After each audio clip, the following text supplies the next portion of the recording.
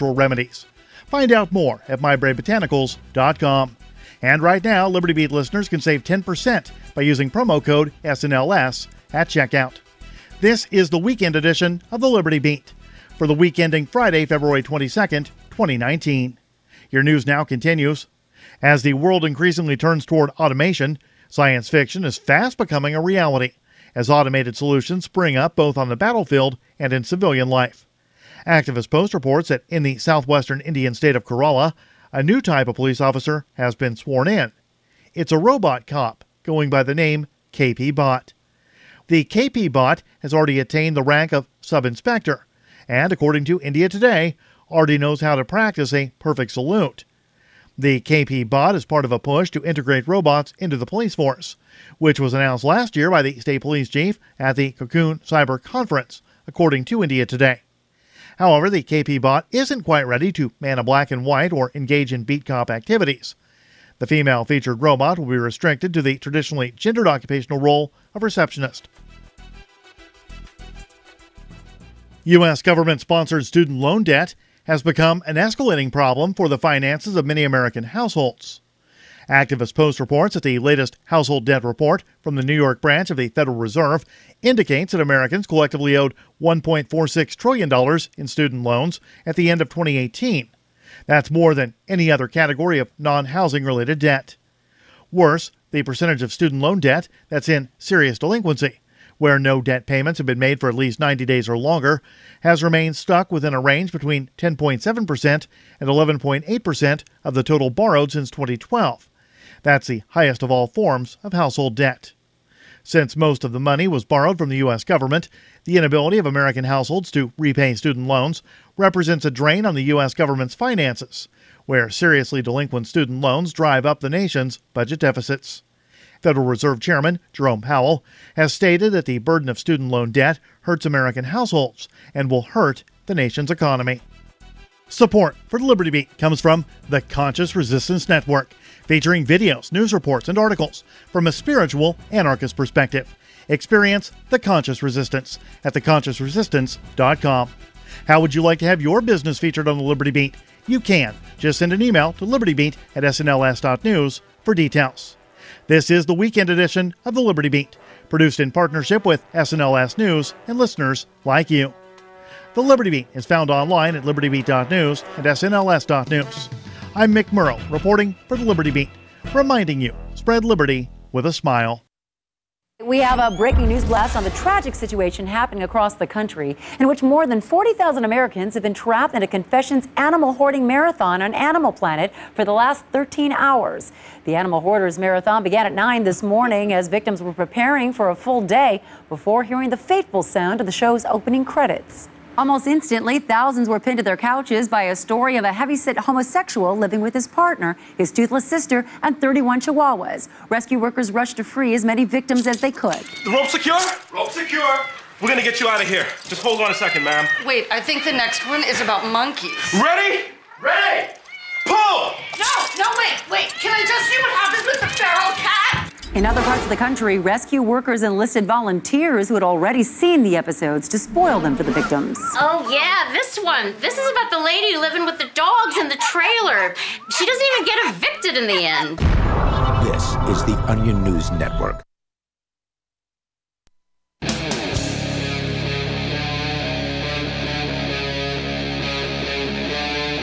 Free Talk Live. This is Free Talk Live, the live Sunday edition of the program, inviting you to join us here. If you want to take control of the airwaves, you can do that. The number is 855-450-FREE, like freedom. That's 855-450-3733. Coming up, there's a lot that we can discuss. On the way tonight, there's apparently what some people are calling a revival of the cassette tape, which is ridiculous and stupid, which we can get into that.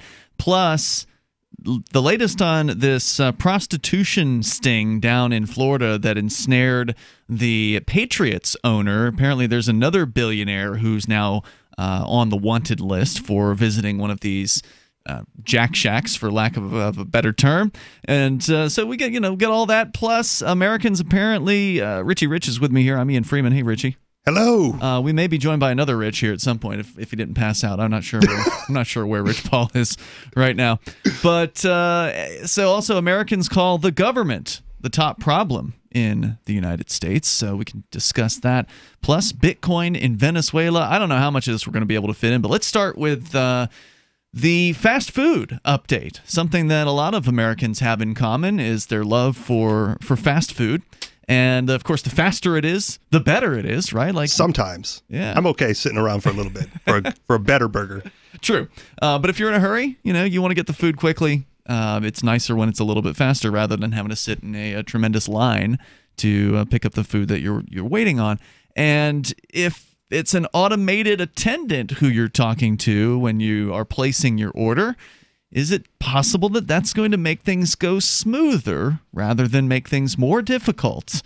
And speak of the devil, and he has appeared. Hello, Rich Paul. Satan himself right here. Welcome, sir. Stories coming from the San Francisco Gate at SF Gate. Oh, actually, the Washington Post, I guess, originally. Peter Hawley writing that the drive-thru window is often considered the most harrowing assignment inside a fast food restaurant. Richie, you've worked in fast food before. Have you ever done drive-thru? Not the fast. I worked at a salad restaurant for fast food, so never a drive-through window. Gotcha. It's a nonstop whirlwind of multitasking. The gig involves organizing multiple orders, communicating with the kitchen, counting money, and negotiating with an endless stream of customers who range from polite and coherent to angry and inebriated. That's more me. Less they left out guano loco. Right? You get a lot of. I've done drive-through, and yeah, it's not my thing. It's not what I like in the least bit, but I have done it. Where was the last place? I think Taco Bell was the last place I did it. How long ago? It would have been in the early 90s, I think. Did you ever hear about those pranks where guys with the right radio equipment will show up in a nearby parking lot and receive the radio transmissions and then broadcast over top of the two-way unit, basically, to where they can talk to the customers? You ever seen any of those pranks? No, I They're haven't. pretty entertaining. That does sound like fun. Yeah. That seems like a harmless and fun prank. Right. Not the ones where they walk up and, throw the milkshake back at the cashier window. Yeah, that's rude. Cool. Those are awful. There was the one guy that he was actually from Sarasota, Florida, where I'm originally from, who would drive up to like a McDonald's or a Burger King, would order an ice cream cone, and then proceed to just stick it into his face. So he didn't do anything to the person who was giving him the cone. He would just take the cone. He'd pay him for the cone, right, and then just proceed to just stick it, directly into his face. Okay, and it was hilarious. What was particularly was he playing fun? the Grateful Dead when he did this? I don't think so. One of their symbols is actually a guy named Eddie with an ice cream cone on his head. So working on his performance art, maybe. The really funny thing was the reactions of course, the drive-through person. The McDonald's drive-through person started to get angry because what he would do is he'd drive around and then order another ice cream cone at the same McDonald's and then proceed to put it into his face. Again, paying for the cone. Okay. So he's a paying customer. And could he have been a man with an eating disorder? Right. Well, it's like the old joke from Airplane, right? Where I think I might have a drinking problem. Right, and then he throws it into his ear. I think it was in his ear or something like that. Wasn't he threw one in his face. I think he threw one over his shoulder. He threw them everywhere. So it was like that joke. But man, the person behind the drive-thru had no sense of humor whatsoever and got really angry, threatened to call the police on him. But you're cutting into his standing around time. Like the manager was also involved and angry. Like the whole crew at McDonald's they had a big stick up their butt about this guy just having a little bit of fun, and making a mess of his own car. They didn't have to clean it up or anything like that. So then when he went to Burger King, he got a completely different response. The Burger King people were just laughing. They thought it was hilarious. Have it your way. Yeah, right. I once got kicked out of a drive-thru for showing up on a bicycle. But they hate that stuff. I don't know why. Some of them. The inside restaurant was closed for the night, and we were hungry. We just happened to be out late. Most fast food places have a policy that they won't accept people on bicycles or pedestrians or walkthroughs. Yeah. At the drive-up window, and the reason is they don't want them to get hit by cars. Yeah. Well, they're in there now. It seems stupid to me because most of us know that we're not allowed to hit bicycles or pedestrians or other cars. So we're aware that whatever it is that's there in front of the drive-thru, we're not allowed to hit it. And we had already made it to the order window, right? I mean, oh, that's silly. Yeah. That's silly. So back to the story here from the SF Gate. If that juggling act wasn't hard enough, and of course they point out that all this is frequently done for a minimum wage paycheck. No fast food place pays minimum wage these anymore. days. Probably not. McDonald's pays like $10 an hour, $11 an hour, depending on where you go. Maybe it's minimum wage in San Francisco where they've raised the minimum wage. Oh, yeah. Well, like if you raise minimum hour. wage high enough, everybody pays minimum wage. It says here, a giant timer hangs in many drive-thru kitchens, adding urgency to each task, according to former workers. Though the drive-thru gauntlet has broken many a fast food worker, the newest employee at Good Times Burgers and Frozen Custard in Denver won't be feeling the heat anytime soon. That's because she's an artificially intelligent voice assistant, emotion-free and immune to stress, with the ability to operate a drive-thru window without fatigue, bathroom breaks, or compensation. She fills a classically American job nearly a century in the making, a rite of passage for generations of teenagers that could be in the very early stages of a mass extinction. But first, Rob Carpenter, CEO and founder of Valiant AI, an artificial intelligence company that designed the customer service platform, will have to prove that his model works as well as he says that it does. The AI assistant has endured months of testing, but officially began handling the restaurant's breakfast orders last week. If the fledgling assistant runs into any technical issues, the transaction is handed off to a human employee inside the restaurant. How is that any different from the kiosks that some McDonald's have inside? It's no different. Okay. Just without a punch screen. It's all voice. Okay. Right? Unless they have a sounds punch like screen. it runs on voice recognition. And does it do any of the physical work of actually delivering the... I doubt it. No, it's just AI at this point, so it's not a robot. Okay. Not a robot system. They do have burger-making robots, though. But yeah, they're working on that stuff too, for sure. They say here it's endured months of testing, and it again has started breakfast orders. So the system, they say, takes a lot of friction out of interactions between customers and employees, said the CEO, noting the AI was designed to sound like an amiable woman's voice. Quote, the AI never gets offended, and it will just keep talking to you in a very a very calm and friendly voice. See, that's not what I want. I mean, I want an AI where I can go and troll that thing and, like, piss it off. See, and I might want that because I was talking to Ian prior to the show, and I said I had an anecdote to share about this particular issue. So I'm originally from Hawaii, right? And in Hawaii, we do not celebrate daylight savings time. Excellent. So this is when, prior to the days of all-day breakfast. No one celebrates I don't think anybody celebrates. Well, we pay zero attention to it. Right. It's like, oh, what time do I have to call you? You don't recognize it. Yes. Yeah. So this is when McDonald's had their breakfast going up until like 10:30 a.m., right? Didn't they go 24-hour, though? At some point, yes. But this is not when that happened. Okay, gotcha. So I'm this is going to sound a little like the patriarchy, but I sent my girlfriend at the time to go get us some breakfast. It was about 10 o'clock in the morning. Breakfast ends at 10:30. She goes to the drive-thru and is turned away because they thought it was 11 a.m. What? Right. I'm going to leave it as a cliffhanger because I hear the music. All right, there's more coming up here. Your calls and thoughts are welcome. The toll-free number is 855-450-FREE. That's 855-450-3733. And you can join us on our Discord server as well over at discord.lrn.fm. This is the live Sunday edition of Free Talk Live. Your comments, welcome. She seems happier. Her fur is so much shinier, silkier, softer. She has really mellowed a lot. Sheba is 105 lean pounds of shiny, smooth, happy dog for life. The shedding has stopped. The itching has stopped. Since 2001, we've helped more than 250,000 dogs get over their nutritional deficiency miseries. And saved our customers bazillions in vet bills. Everything we tried failed except the Dinovite. Come to Dinovite for help. DINOVITE.com.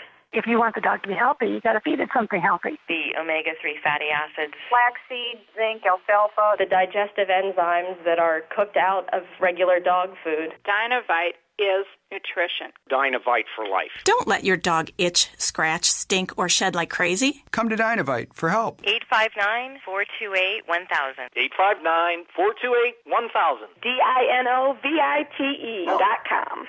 Smart Cash is a peer-to-peer digital currency that is fast, secure, and easy to use. Smart Cash is building a foundation that can support daily transactions for people everywhere.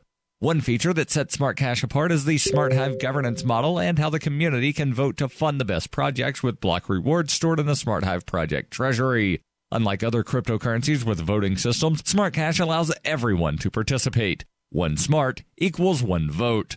Learn more at smartcash.cc. You want to know the 37 items you must have to survive a crisis? Then I've got some good news for you. Former CIA officer and New York Times best-selling author Jason Hansen is now giving listeners a free copy of his book, The Escape Bag Blueprint, 37 Items You Must Have to Survive a Crisis. You can claim your copy at freeescapebook.com. Don't delay. Jason reveals the guns, knives, flashlights, and water filters that could save your life in an economic collapse or grid-down event. Get your free book today, freeescapebook.com. freeescapebook.com.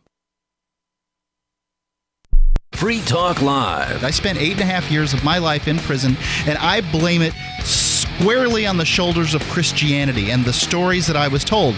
If my parents, if the people at the Christian school, if the people at church would have just explained morality to me as opposed to explaining heaven and hell as a reason for doing what was right and what was wrong, I think I would have understood. It's relatively easy. If you do the moral thing in life, your life is going to be better. You're going to sleep better at night. You're going to probably be much more prosperous. Right, they say crime doesn't pay. They say it for a reason. Happen right here in this world. We don't have to wait for an afterlife to experience the consequences of our actions, whether good or bad, If I would have just been given the gift of morality instead of the gift of some silly, crazy story, I would never have gone to prison. Free Talk Live, 7 nights a week from 7 to 10 Eastern, live on the Liberty Radio Network at LRN.FM. LRN.FM now has a Discord. Discord is a free text and voice chat platform, and we now have our own server with a bunch of channels at discord.lrn.fm. You can join other listeners as they chat about various things during our live shows, or anytime, day or night. Discord software is available cross-platform, so you can have it on whatever device you want and take your chats anywhere. Join our Discord at discord.lrn.fm. That's discord.lrn.fm. Are you a cryptocurrency advocate? The Crypto Tip is the ideal outreach tool to help new people discover cryptocurrency. It's a printable business card-sized tip that you can give to service providers, preferably in addition to a good cash tip. When the server scans the QR code, it'll bring up an explanation of cryptocurrency, how to install a wallet, and allow them to claim the tip. If they don't claim the crypto, you get your tip refunded to you after a time period you specify. Plus, if they do claim the tip, you get an email alert. Create as many tips as you want at cryptotip.org. That's cryptotip.org. Love what we do? Please help support our international satellite channels at patreon.lrn.fm. That's patreon.lrn.fm.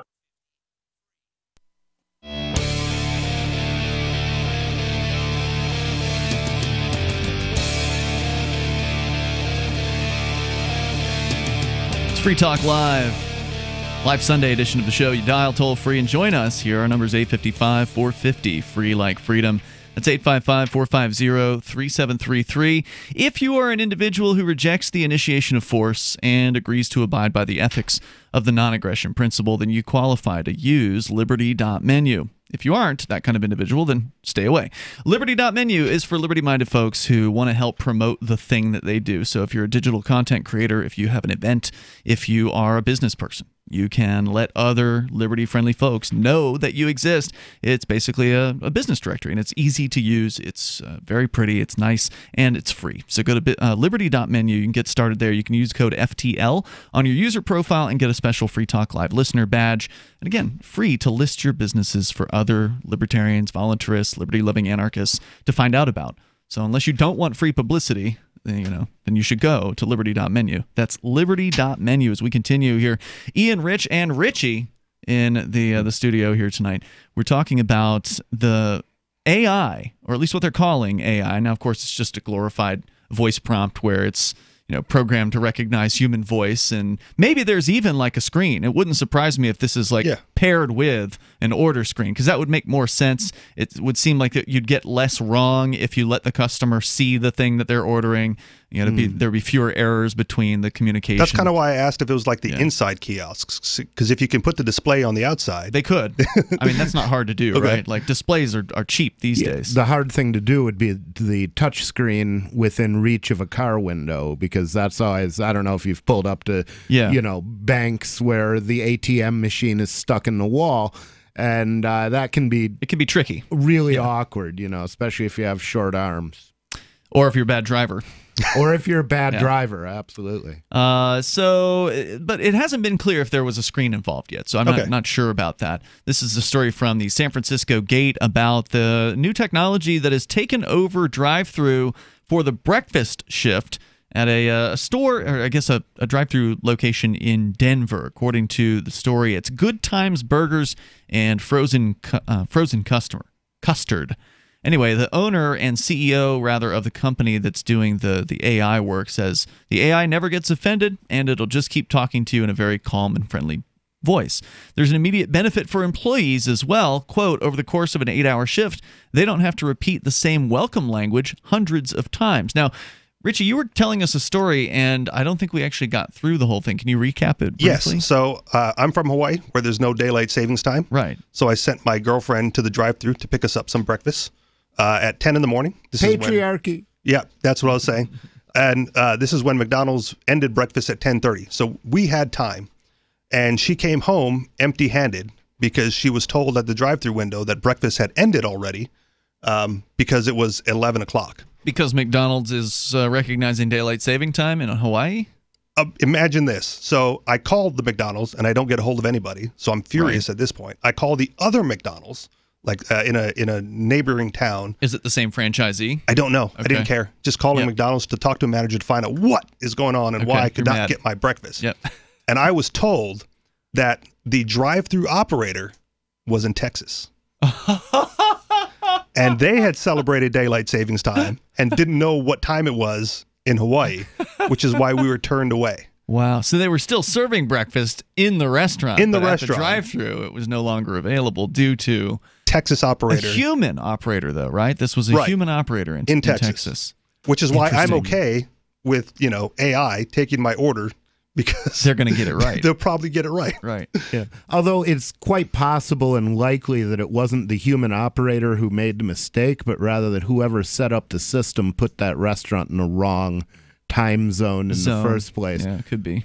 That's possible, but sometimes you go to McDonald's and you see the person taking your order with the headset on, right? And this one was apparently like either fraudulent because they were in Texas, thinking that it was the wrong time. Well, did she see the person with the headset on? I don't know. I wasn't there. Oh, okay. I wonder how. The other how thing is they is. could be using the call center for overflow. That's true. Like have one person on there, but if you've got 2 order stations, then you could route the second one to Texas. I wonder how common it is that McDonald's are outsourcing the drive-thru. That's interesting. Yeah. It's kind of surprising to me that they would do that. Yeah. It seems like a bad value doesn't seem as proposition. efficient. I mean, I can almost see if there was a version of India where they spoke perfect English, I can see outsourcing it there. Yeah. But I can't see outsourcing it to Texas because I don't see why labor is going to be significantly cheaper down there unless they're just scooping up illegal aliens and, putting them to work at $4 an hour. Fresh over the border. I don't know. Well, for a while, the Texas minimum wage, wasn't it like closer to the federal minimum wage? So that may have played a role. So they pay less because in Hawaii, it's probably pretty high, right? Oh, yeah. This is Hawaii. So Hawaii is its own little socialist utopia. Yes. Do they have have they gotten to the $15 an hour minimum wage I think yet? they're currently around 10, and they're working up towards the 15 over the next few years. Okay, who's at 15 now? Like some cities are? Seattle, like I San think. Francisco and Seattle? That sounds right. And I think somewhere in New York. New York, maybe. New York City's Isn't working New towards York it. State working toward it, or I'm not just sure. New York City? I know the city is. I'm not sure about the state. Wow. I know they're starting to have, one of those towns is starting to have what they're calling a restaurant recession. I think it's New York City. New York City. Yeah, there was an article about that because they are raising the rates over a few years to $15 an hour, and already people are getting their jobs cut because they have to. Yeah. Sure. But of course, that's not going to last forever either, because, people get, there's still going to be people wanting to eat. Sure. And if the restaurants are all closing down, then the existing restaurant or the remaining restaurants are going to raise their prices. Of course. It's got to happen. But they're still cutting staff. Right now, they're cutting staff. Sure. If you've got a job, you may lose it entirely, or you'll lose hours, one or the other, typically. Yeah, they'll downsize the restaurant industry, but then it will grow back with higher prices, is my prediction. Yeah, of course. Because there's only so many ways that a business owner can respond to a cost increase like that. You either cut the staff, increase the responsibilities, on the existing staff or whatever, whichever ones you have left, or you raise your prices, or you cut the quality of the product. And with restaurants, you can only cut that so far, so you have to raise prices, right? And I want to invite the liberty-friendly restaurant workers from New York to move here, because every restaurant we go to has help wanted signs up everywhere. Yeah. Yeah. So there's demand here for your services. Yeah, my roommate, Matt, used to work in restaurants, and he says the service here is terrible generally. He's right. Like, That's wouldn't my be hard experience as well. If you were, decent at showing up on time, it probably wouldn't be hard for you to do fine as far as believe it. That world is concerned. So back to the AI. This is from sfgate.com, running the drive-thru at a place in Denver. Intelligent interactive machines, once the stuff of sci-fi movies and futuristic fantasy, are quickly becoming a reality, especially in the fast food dining world where reputation rules and improvisation is limited. In restaurants around the globe, machines are already taking orders, flipping burgers, preparing pizzas, pouring stiff drinks, and cooking entire meals in full view of hungry customers. Fast food restaurants like Starbucks, Wendy's, Panera, and McDonald's encourage customers to order using self-service kiosks or their mobile app. But Valiant AI appears to be one of the first companies to create a platform for taking orders via an interactive AI voice assistant, one who also happens to be the first company representative that many customers will encounter. There's more coming up here, and you can share your thoughts on the future automation and computerization of the fast food industry. It seems inevitable at this point. You want to comment? You can. 855-450, free like freedom. It's Free Talk Live. By now you know that wireless technology like cell phones do in fact pose dangers to the health and privacy of everyone. Block-It Pocket's wide range of products are unmatched in providing the protection you deserve. No scare tactics, just common sense. BlockItPocket.com offers quality American-made options to alleviate and eliminate these invisible dangers. Learn more at blockitpocket.com or call 888-315-9618. blockitpocket.com, enhancing health and privacy. Hunters, anglers, campers, and survivalists. Get back to nature. Expand your horizons with the highest quality, most versatile, unique slingshots and sling bows on the market at slingbow.com. Sling bow products are compact and models start from just $17.98. They're perfect for your bug out bag or storing in your vehicle. Give yourself and your loved ones the excitement and tradition of sling bow. A new frontier in archery and truly modern twist on this primitive survival tool. Feel the thrill only at slingbow.com. Is spreading the message of liberty, cryptocurrency, and peace around the globe worth $2 per month to you? As you may already know, in addition to our internet feed, LRN.FM broadcasts on free-to-air satellite across North and Central America, as well as Sub-Saharan Africa. And we've been available on satellite for free 24/7 since 2010. The LRN.FM free-to-air satellite signal is reaching some of the most oppressive regimes in the world, and there's no doubt our ideas are making an impact. You can learn more about the channel's impact by watching the 3-minute video at fund.lrn.fm. If you'd like to help free minds globally with our ideas of liberty, cryptocurrency, and peace, you can donate as little as $2 per month via fund.lrn.fm. You can help us continue and expand our satellite broadcast to multiple continents. Visit fund.lrn.fm today, and thank you for your help. Don't forget to share the link on social media. That's fund.lrn.fm. Did you know that Free Aid is a mutual aid, educational, and networking organization?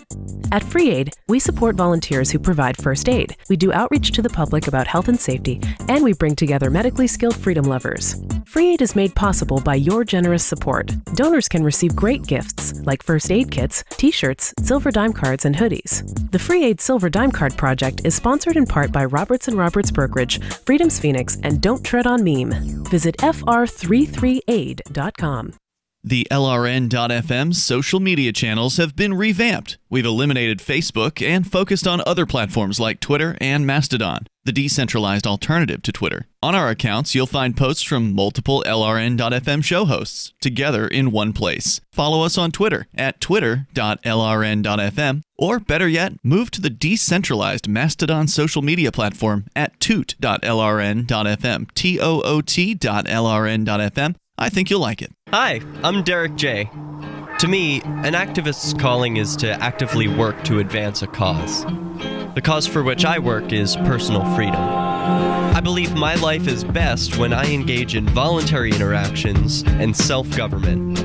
I reject the idea that anyone else has a higher claim to my life or my body than I do. I see people who call themselves the government as a threat to my personal freedom. I realize you may feel differently, but my relationship with the people who call themselves the government is completely involuntary. If Starbucks used some of its money to drop bombs, I wouldn't shop there. So why would I support the American empire? The empire does not require my consent. Derek J's Victimless Crime Spree. Watch it for free and order the Director's Cut DVD at victimlesscrimespree.com. That's victimlesscrimespree.com. Now you can follow LRN.FM on the decentralized Mastodon social media platform at toot.lrn.fm, toot.lrn.fm.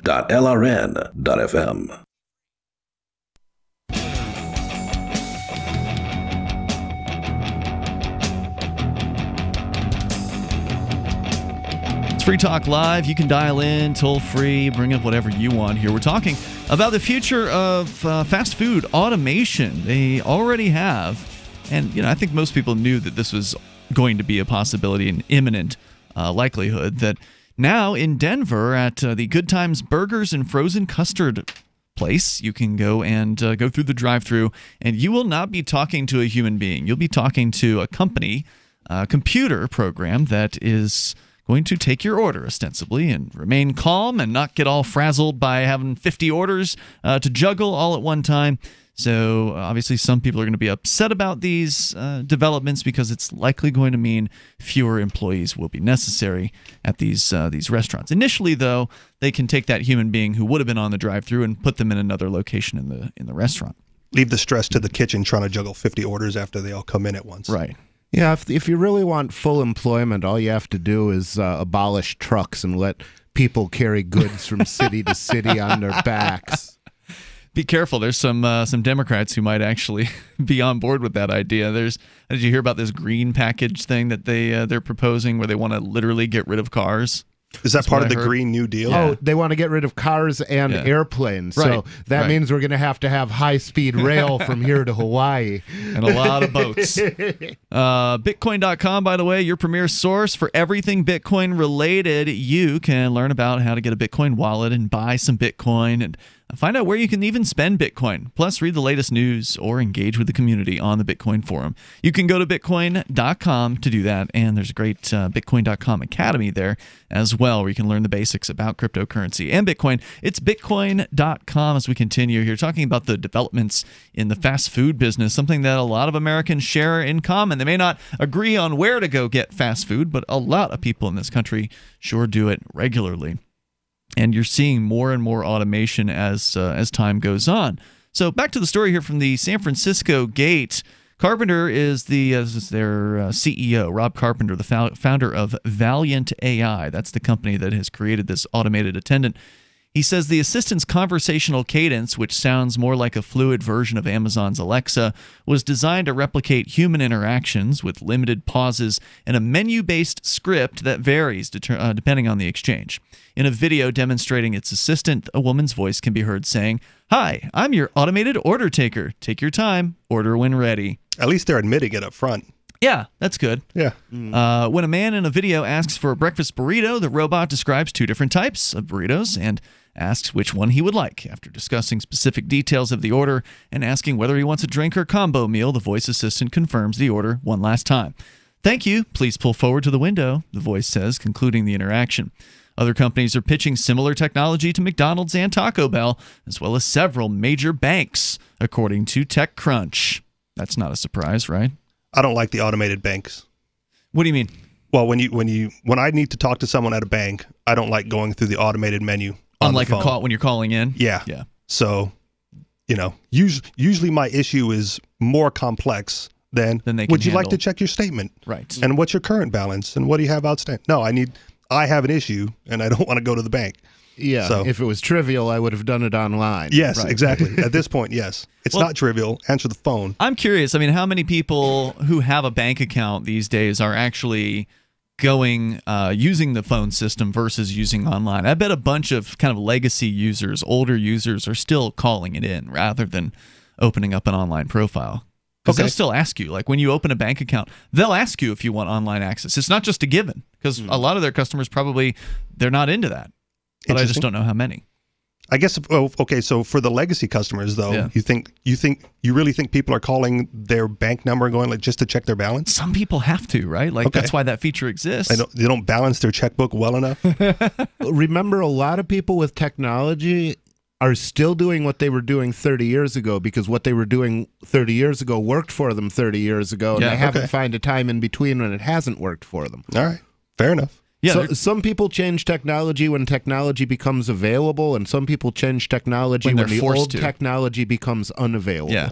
Well, then the if first it ain't question, broke, don't fix it, right? Yeah. The first question on the automated thing should be then, is automation sufficient for you? Press 1. If you'd like to speak to a human immediately, press 2. Yeah. A lot of times you can accomplish something like that by just hitting 0 at the first prompt. They've learned. But not always. Right. There used to be a site like, get a human or find a human or something like that. That gave you instructions for each company? Yeah, for each company. That's interesting. and then the companies change it, and some of them you just can't get through at all.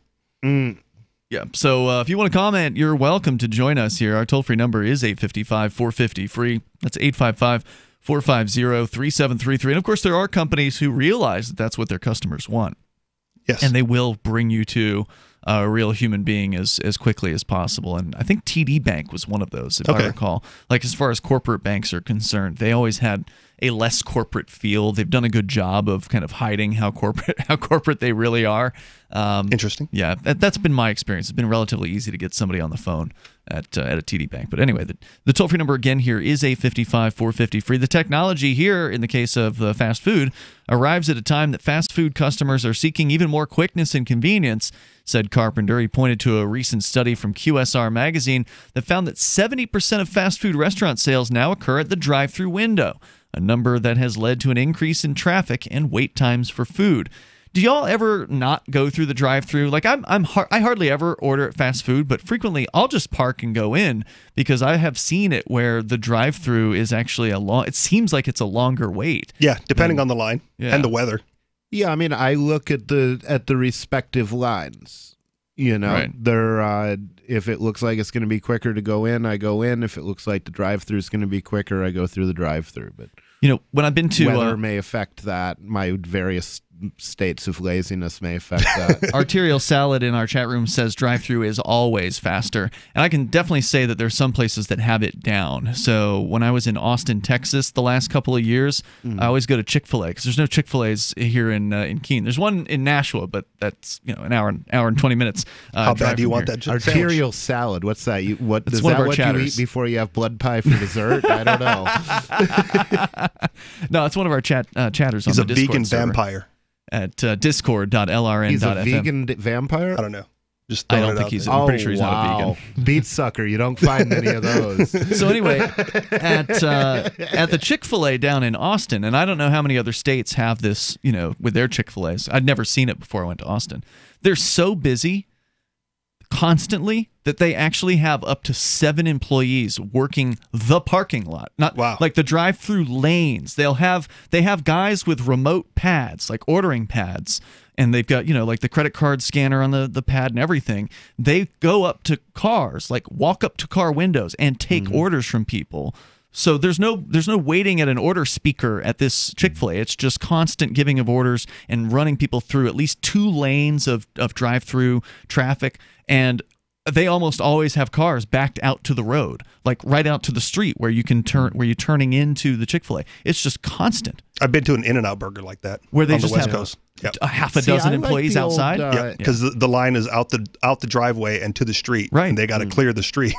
The old A&W system was nice, where you pulled in, you parked, you had sometimes a speaker that you would speak into, sometimes a waitress would come and take your order, but the car stayed in the same place, and the food and the wait people moved. Well, so they bring your food to your car window? Yeah, they bring your car. They bring your food to your car, and generally people would just sit there and eat, and when they were done with their meal, they'd put a little tray, actually, on the that sat there on your driver's side window. I think that's more of a drive-in. Yeah, that's more of a drive-in. I like that better than the drive-through concept. Like the Sonic does that too, right? Where they got Sonic girls on roller does that. skates. Do they have girls on roller skates still? At least in Florida they did. I doubt they do during the wintertime in New England. Maybe they put them on ice skates, just spray down the parking lot with water. That'll keep customers from getting out of their car, too. So if you want to join us here, 855-450 free. Maybe you work in fast food and you're seeing some of these changes come into play, and how is it affecting things behind the counter? How is it affecting the experience of customer relations, customer service? The toll-free number, if you want to join us, 855-450 free. It turns out that these systems may actually speed up the wait because they're just that much more efficient at taking people's orders in these lines. More on the way here at 855-450 free. We are here on the live Sunday edition of Free Talk Live, where you can bring up whatever you want. It's Free Talk Live. Does your dog itch, scratch, stink, or shed like crazy? Come to Dynavite for help. Order a 90-day supply of Dynavite. Everything we tried failed except the Dynavite. Pick up 2 bottles of Super Mega Fish Oil. Get the 3rd bottle free. Packed with omega-3, DHA, and EPA fatty acids. Super Mega is great for your dog's immune system, healthy skin, and soft, shiny fur. Dogs love it. Try Super Omega Fish Oil. Buy 2, get 1 free. At Dynavite.com. DINOVITE.com. Are you a cryptocurrency advocate? The Crypto Tip is the ideal outreach tool to help new people discover cryptocurrency. It's a printable business card-sized tip that you can give to service providers, preferably in addition to a good cash tip. When the server scans the QR code, it'll bring up an explanation of cryptocurrency, how to install a wallet, and allow them to claim the tip. If they don't claim the crypto, you get your tip refunded to you after a time period you specify. Plus, if they do claim the tip, you get an email alert. Create as many tips as you want at cryptotip.org. That's cryptotip.org. Hi, I'm Dr. Joel Wallach, the Dead Doctors Don't Lie guy, formerly Air Force Lieutenant Colonel, Air National Guard and Reservist. I'm looking for veterans, active duty military personnel to join the 90 for Life crusade to save America. She needs your skills, courage, and loyalty more than ever. Contact GCNteam.com. Because of the financial and healthcare collapse, veterans are currently struggling finding jobs. Frustrated looking for a job? Change your tactics. Join the 90 for Life crusade to save America. Start a healthcare business with FDI Longevity 90 for Life crusade. Contact GCNteam.com immediately. We're looking for military specialists who can use a computer, can communicate information, and execute a battle plan. Join the admirals, Navy SEALs, Marines, pilots, Army officers, military police, sheriffs, police officers, firemen, and first responders already enrolled in the 90 for Life crusade. Contact GCNteam.com now. FDI Longevity will help you apply your military skills to the task of saving America through health and financial programs. Contact GCNteam.com. Enlist in GCNteam.com and save America. On Free Talk Live, we're bringing people to the ideas of liberty every day. From wrestling superstars like Glenn Jacobs. You guys really are having an impact, I believe. Like I said, a lot of where I am now is due to listening to Free Talk Live. You changed my mind on some very important issues years ago. To random people tuning in on the radio. I was kind of stuck in the left-right paradigm. I heard your show by chance on a Saturday night. From there, I went on, joined the Free State Project, and become an amplifier. So, I mean, that's really the reason why I amp is because I know that if it wasn't for you guys being on as many stations as you are, I never would have found the ideas of liberty. Your amp will directly change more lives by getting Free Talk Live in front of people looking for talk radio online and on the air.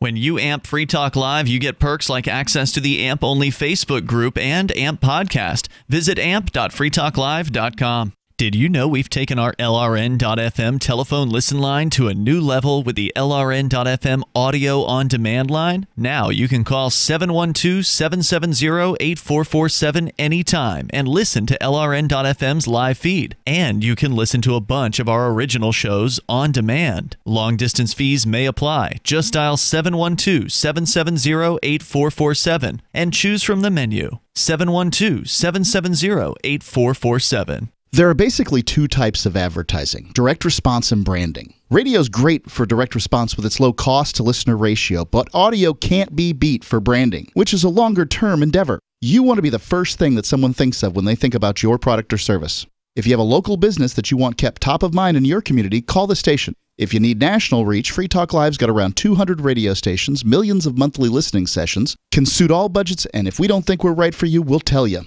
Email me, mark@freetalklive.com. This is the Liberty Radio Network, broadcasting the latest liberty-oriented audio content 24 hours a day at LRN.FM.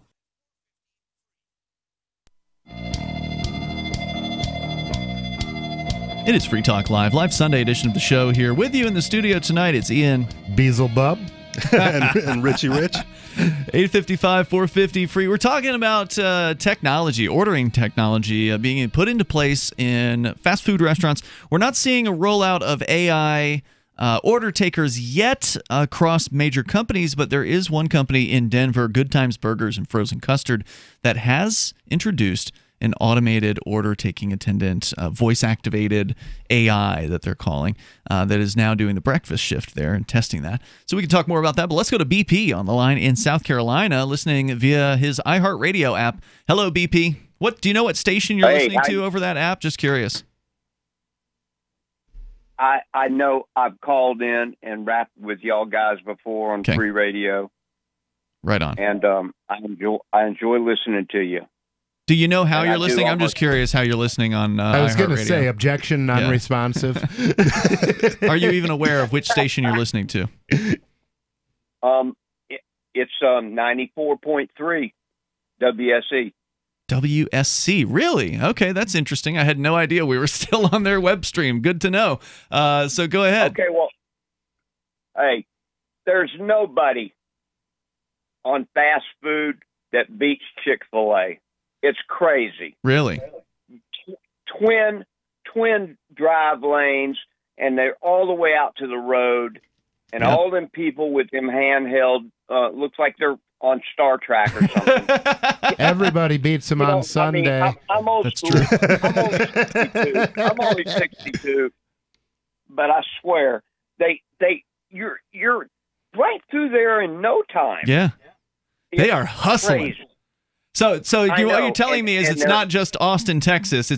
You're saying it's like that there in Charleston, South Carolina as well. Oh my gosh, it's crazy. All the way through the Bible Belt. If it's noontime and you're in a hurry and you got to go, I got to get a burger or something. And I'm a beef and a pork man, not really chicken, but by golly, if I'm in a hurry, I go there. So what you're saying is it doesn't even matter if the line's out to the street, as it frequently is at Chick-fil-A. You will still get through there faster than if you go to McDonald's or Burger King.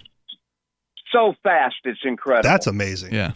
Because if I was hungry and I saw the line out the door, I would pass right on by and find someplace faster. I know, and when I've had time before is the only reason why I found this out. Because I'll pull in there and I go, well, I need to make a couple phone calls or something. Next thing you know, you ain't got time. You got your food. You just barely put the order. The ordering kid walked away from the window, and then all of a sudden the food's there.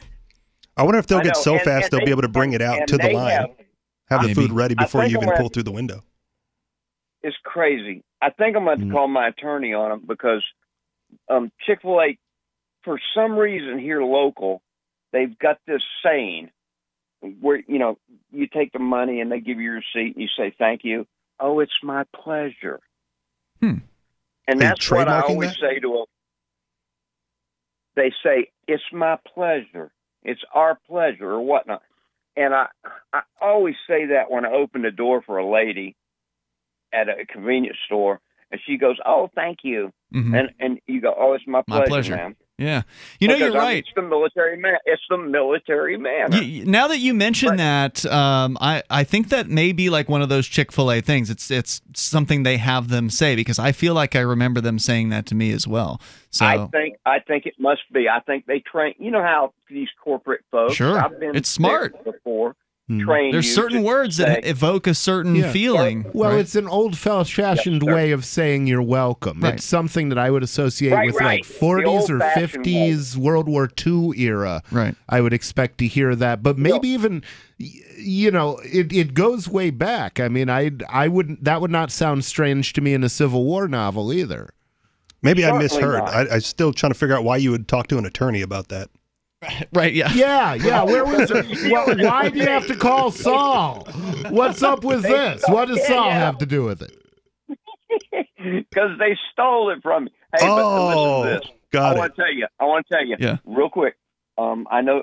So is this like 1940 is suing and they want their jargon back? They're not just calling anymore. They're firing up the attorney. They're calling Saul. Yeah. Hey, I was in Orlando, Florida, 1987, and went into a Wendy's drive-through, and got it was real busy, lunchtime and all. And the young girl at the drive-through window, I give her a 20 for like a okay, this story is safe for radio. I just want to make sure. Hey, this is no kidding. Okay, because $20 would get you a lot to drive through at a Wendy's in the 80s. Yeah. I remember. I'm from the 80s. I'm an illegal alien from the 80s. I know. Well, me too. Okay, go ahead. I'm sorry. Let's hear the story. I don't mean to ridicule you. She told me, she goes, "Here you go, sir." And she gives me change back. And I went, "Ma'am, I give you a 200. And she looked at me and she went, "Oh, I'm sorry." And she started digging money out of the You're just screwing with her. Wow. Yeah, I was just messing. I wasn't going to take the money. I was just, oh my God, it freaked me out. Where are they going to come up with artificial intelligence to equal that? See, and it's those cashiers at the window that can't count change. Yeah. Well, it's a high-tech world. And, my daddy taught me, he had a gas station and a convenience store in North Florida. And he taught me in an old-style cash register, they had a little thing the up lever? there where you put the bill, where the guy would give you the dollar bill or the 20, and you'd put it right there, and you'd give him his change back. Mm-hmm. And if he said, "No, I give you a 90. You still had it. Right there it is. Yeah, you sir. still had it. That's what you give me. Yeah, you learned that kind of. But I was at a boat show a year ago, and nachos and cheese were $5. No, were $2.50. And I give the woman the young lady, a young girl. I mean, she might have been 15. Mm-hmm. I don't know who they had working there, or high school or college. But I give her a $5 bill, and she had to use a calculator to give me back $2.50 and change. Oh God! Thank you, BP. Great call, man. I appreciate hearing from you tonight. Yeah, thank man, you for the call. Yeah, thank you, brother. Appreciate that. Toll free number here 855-450-FREE. It is sad. It's hard to find good help, and people they don't do math like they used to. I was at a drive-through window with my son once, and I don't remember what the total was, but I knew how much change I wanted to get back. Mm-hmm. So I counted out my change in my hand, and I looked over at him and said, "He won't get it." And so we pulled up to the window. I hand the dude like my bills and my change. Yeah. And he looks and goes, "Your total's only this much." And I go, "Just punch it in the computer, man." He was like, "Oh, okay." And he punched it in, and he gave me my change back. I looked over at my son, like, I told you. I told you. Yeah. He has no idea. He looked at it, had no idea what I was trying to do. Yeah. So I'm like, just punch it in the machine, let the computer figure it out, and give me back. Was it one of those things where you wanted to get rid of your change, so you gave him? Yeah, I gave him like some nickels and dimes to get so back you just a couple got dollars quarters. back, or quarters, or whatever. Okay, yeah. Or whatever. However, that'll confuse them sometimes, for sure. See, that's something I like the automated tellers for. Mm-hmm. If I have a bunch of change, I just, rather than explain it to the cashier, I'd rather just stand there and feed it into one of the supermarket tellers and take bills back. Let's talk to Greg. He's in Virginia, listening to WNIS. By the way, the phone number 855-450-FREE. Go ahead, Greg.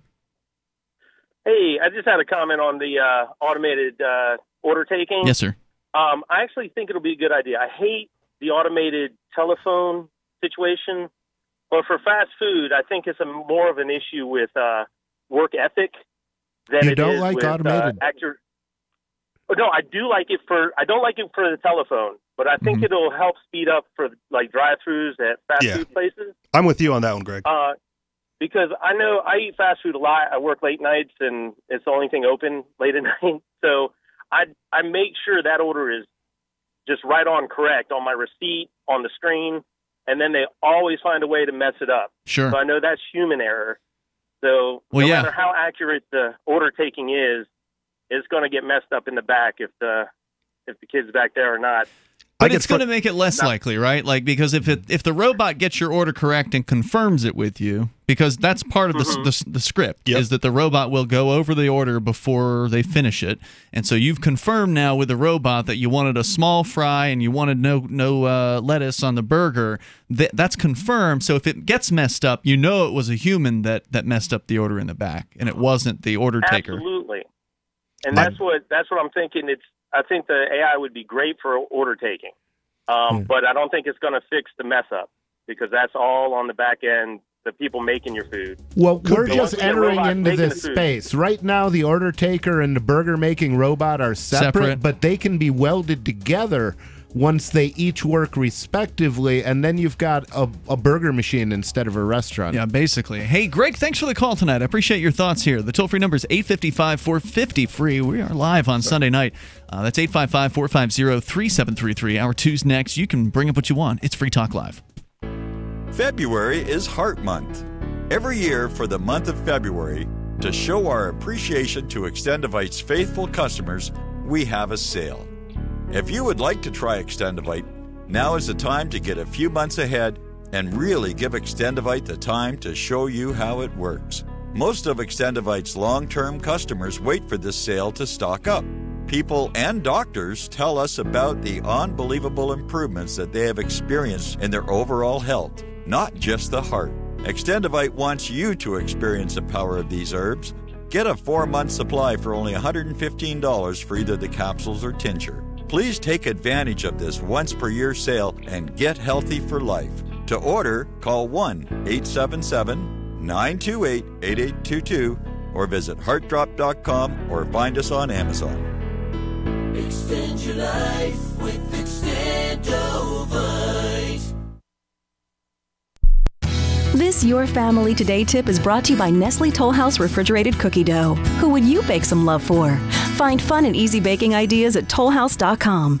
Kids love doing arts and crafts projects, especially when you join in. Try channeling all that artistic energy into the kitchen and bake up some creative treats together. Think of your art supplies as the frosting, sprinkles, and decorating gels, and use cookies or cupcakes as your canvas. For more tips like these, visit us at parenthood.com/yourfamilytoday.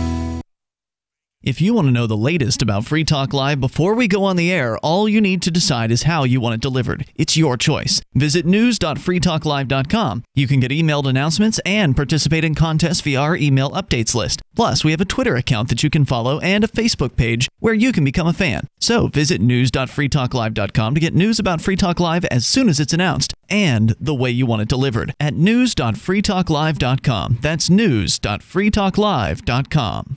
You're listening to the live edition of Free Talk Live. Hour number 2 is next after the news here on the Liberty Radio Network at LRN.FM. This is the Liberty Beat, your daily source for Liberty news and activist updates. Produced in partnership with SNLS News and listeners like you. Online at libertybeat.news and snls.news. I'm Mick Murrow with your weekend edition of the Liberty Beat for the week ending Friday, February 22nd, 2019. Gold opened Friday at $1,326. Silver opened at $15.87. And Bitcoin was trading around $3,942. Today's prices are brought to you by InnoScale. Take off with Managed Cloud. Looking for a safe, secure way to store your important files online? Let InnoScale handle it for you. Their high-availability cloud servers are the perfect solution for clients needing one or more secure, scalable servers with built-in hardware failover protection. For details, see them online at innoscale.net. In the news, a federal magistrate on Friday ordered the government to disclose to him and to plaintiffs' attorneys a list of private organizations that receive access to the government's list of known or suspected terrorists. The Associated Press reports that Judge John Anderson issued the ruling at the conclusion of a hearing in U.S. District Court in Alexandria, which he angrily questioned government lawyers about their failure to previously disclose that hundreds of private entities, like universities and hospitals, receive access to the list. The government admitted earlier this month in a court filing that private groups like universities and hospitals receive access to the list, after denying in previous court hearings and depositions that they do. A government lawyer said the oversight was a mistake and there was no intention to deceive. The Council on American Islamic Relations is challenging the watch list's constitutionality. It says innocent Muslims are placed on the list by mistake and suffer numerous consequences as a result. The Liberty Beat is sponsored in part by Brave Botanicals, high-quality kratom and CBD at reasonable prices with excellent customer service.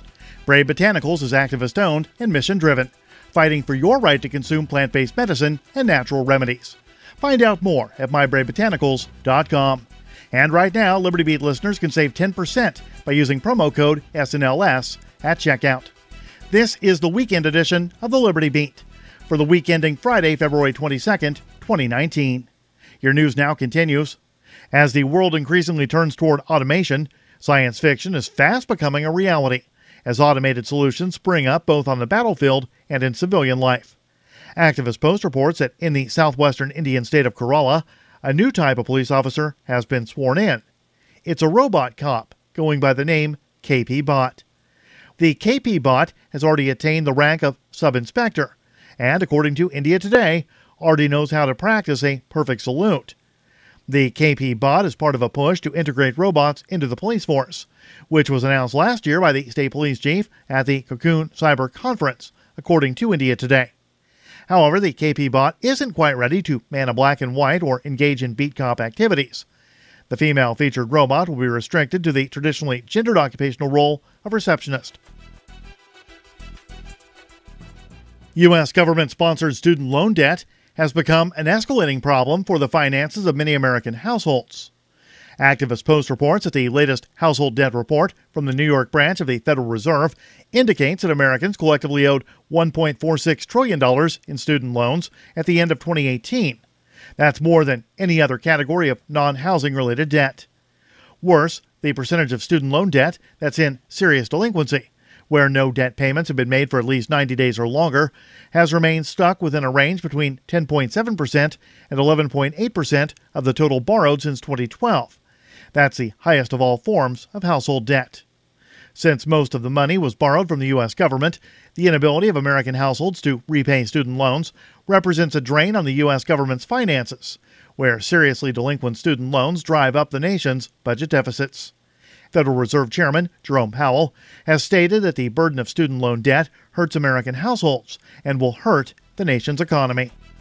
Support for the Liberty Beat comes from the Conscious Resistance Network, featuring videos, news reports, and articles from a spiritual anarchist perspective. Experience the Conscious Resistance at theconsciousresistance.com. How would you like to have your business featured on the Liberty Beat? You can. Just send an email to libertybeat@snls.news for details. This is the weekend edition of the Liberty Beat, produced in partnership with SNLS News and listeners like you. The Liberty Beat is found online at libertybeat.news and snls.news. I'm Mick Murrow, reporting for the Liberty Beat, reminding you, spread liberty with a smile. It's the Onion Radio News. General Motors reports record sales of its new disposable car. This is Doyle Redland reporting. General Motors has announced a 56% increase in earnings this year, attributing much of it to February's wildly successful launch of the GMC Whim, the first ever non-refillable disposable automobile. Debuting at a cost of $1,100 each, the vehicles are flying out of showrooms as quickly as dealers can stock them. Whim enthusiast Glenn Shriver. I recently consumed 4 vehicles driving from my home to Daytona Beach for the first annual Whim Owners Convention. I've already collected all 8 colors. Rival automakers are preparing to counter with their own lines of disposable cars, including the Ford Temporare and the Chrysler Dumper. The 2002 Mitsubishi Ditch will be unveiled later this year with a projected sticker price of $799. Doyle Redland for the Onion Radio News, online at theonion.com.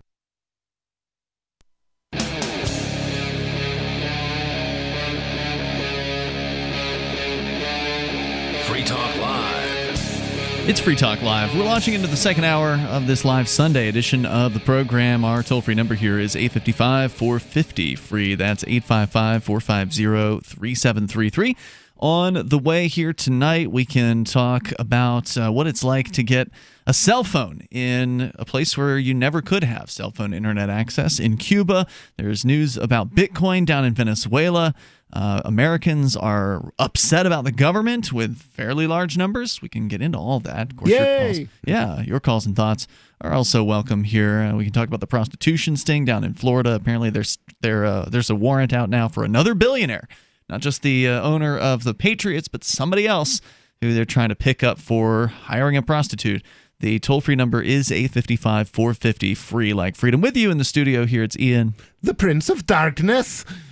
And the Fed, and Richie Rich. We go to Sarah in New Mexico to start things out here. Sarah, you're on Free Talk Live.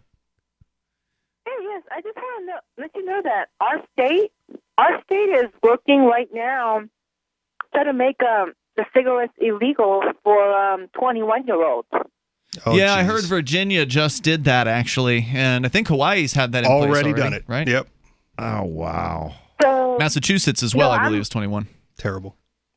So Virginia is working on that right now. Hawaii did it already, and our state is working on it. So how many teenagers are you willing to put in jail, Sarah? Wait, do we know if she's for it? Oh, she's definitely for it. Okay. Well, I mean, don't they just she's get excited. warnings? Okay. Yeah, she's not letting us know because she's disappointed. Huh? What, Sarah? Well, you know what? Do they really? They're just going to get cited. They're just going to get ticketed. You know, I don't know how. Yeah, but what if they don't pay the ticket? I have no idea. I guess you really don't know. You really don't know? You think you can just ignore tickets and there won't be thugs with guns at your door? Well, you know what? It's less people torturing me at the bus stop blowing secondhand smoke. But more people torturing you with tasers as they're arresting you. Well, she won't be arrested. She's not going to smoke. Well, the thing is, everybody does something that somebody doesn't like. Sure. You know, if you pass enough laws, sooner or later they're going to outlaw you. Well,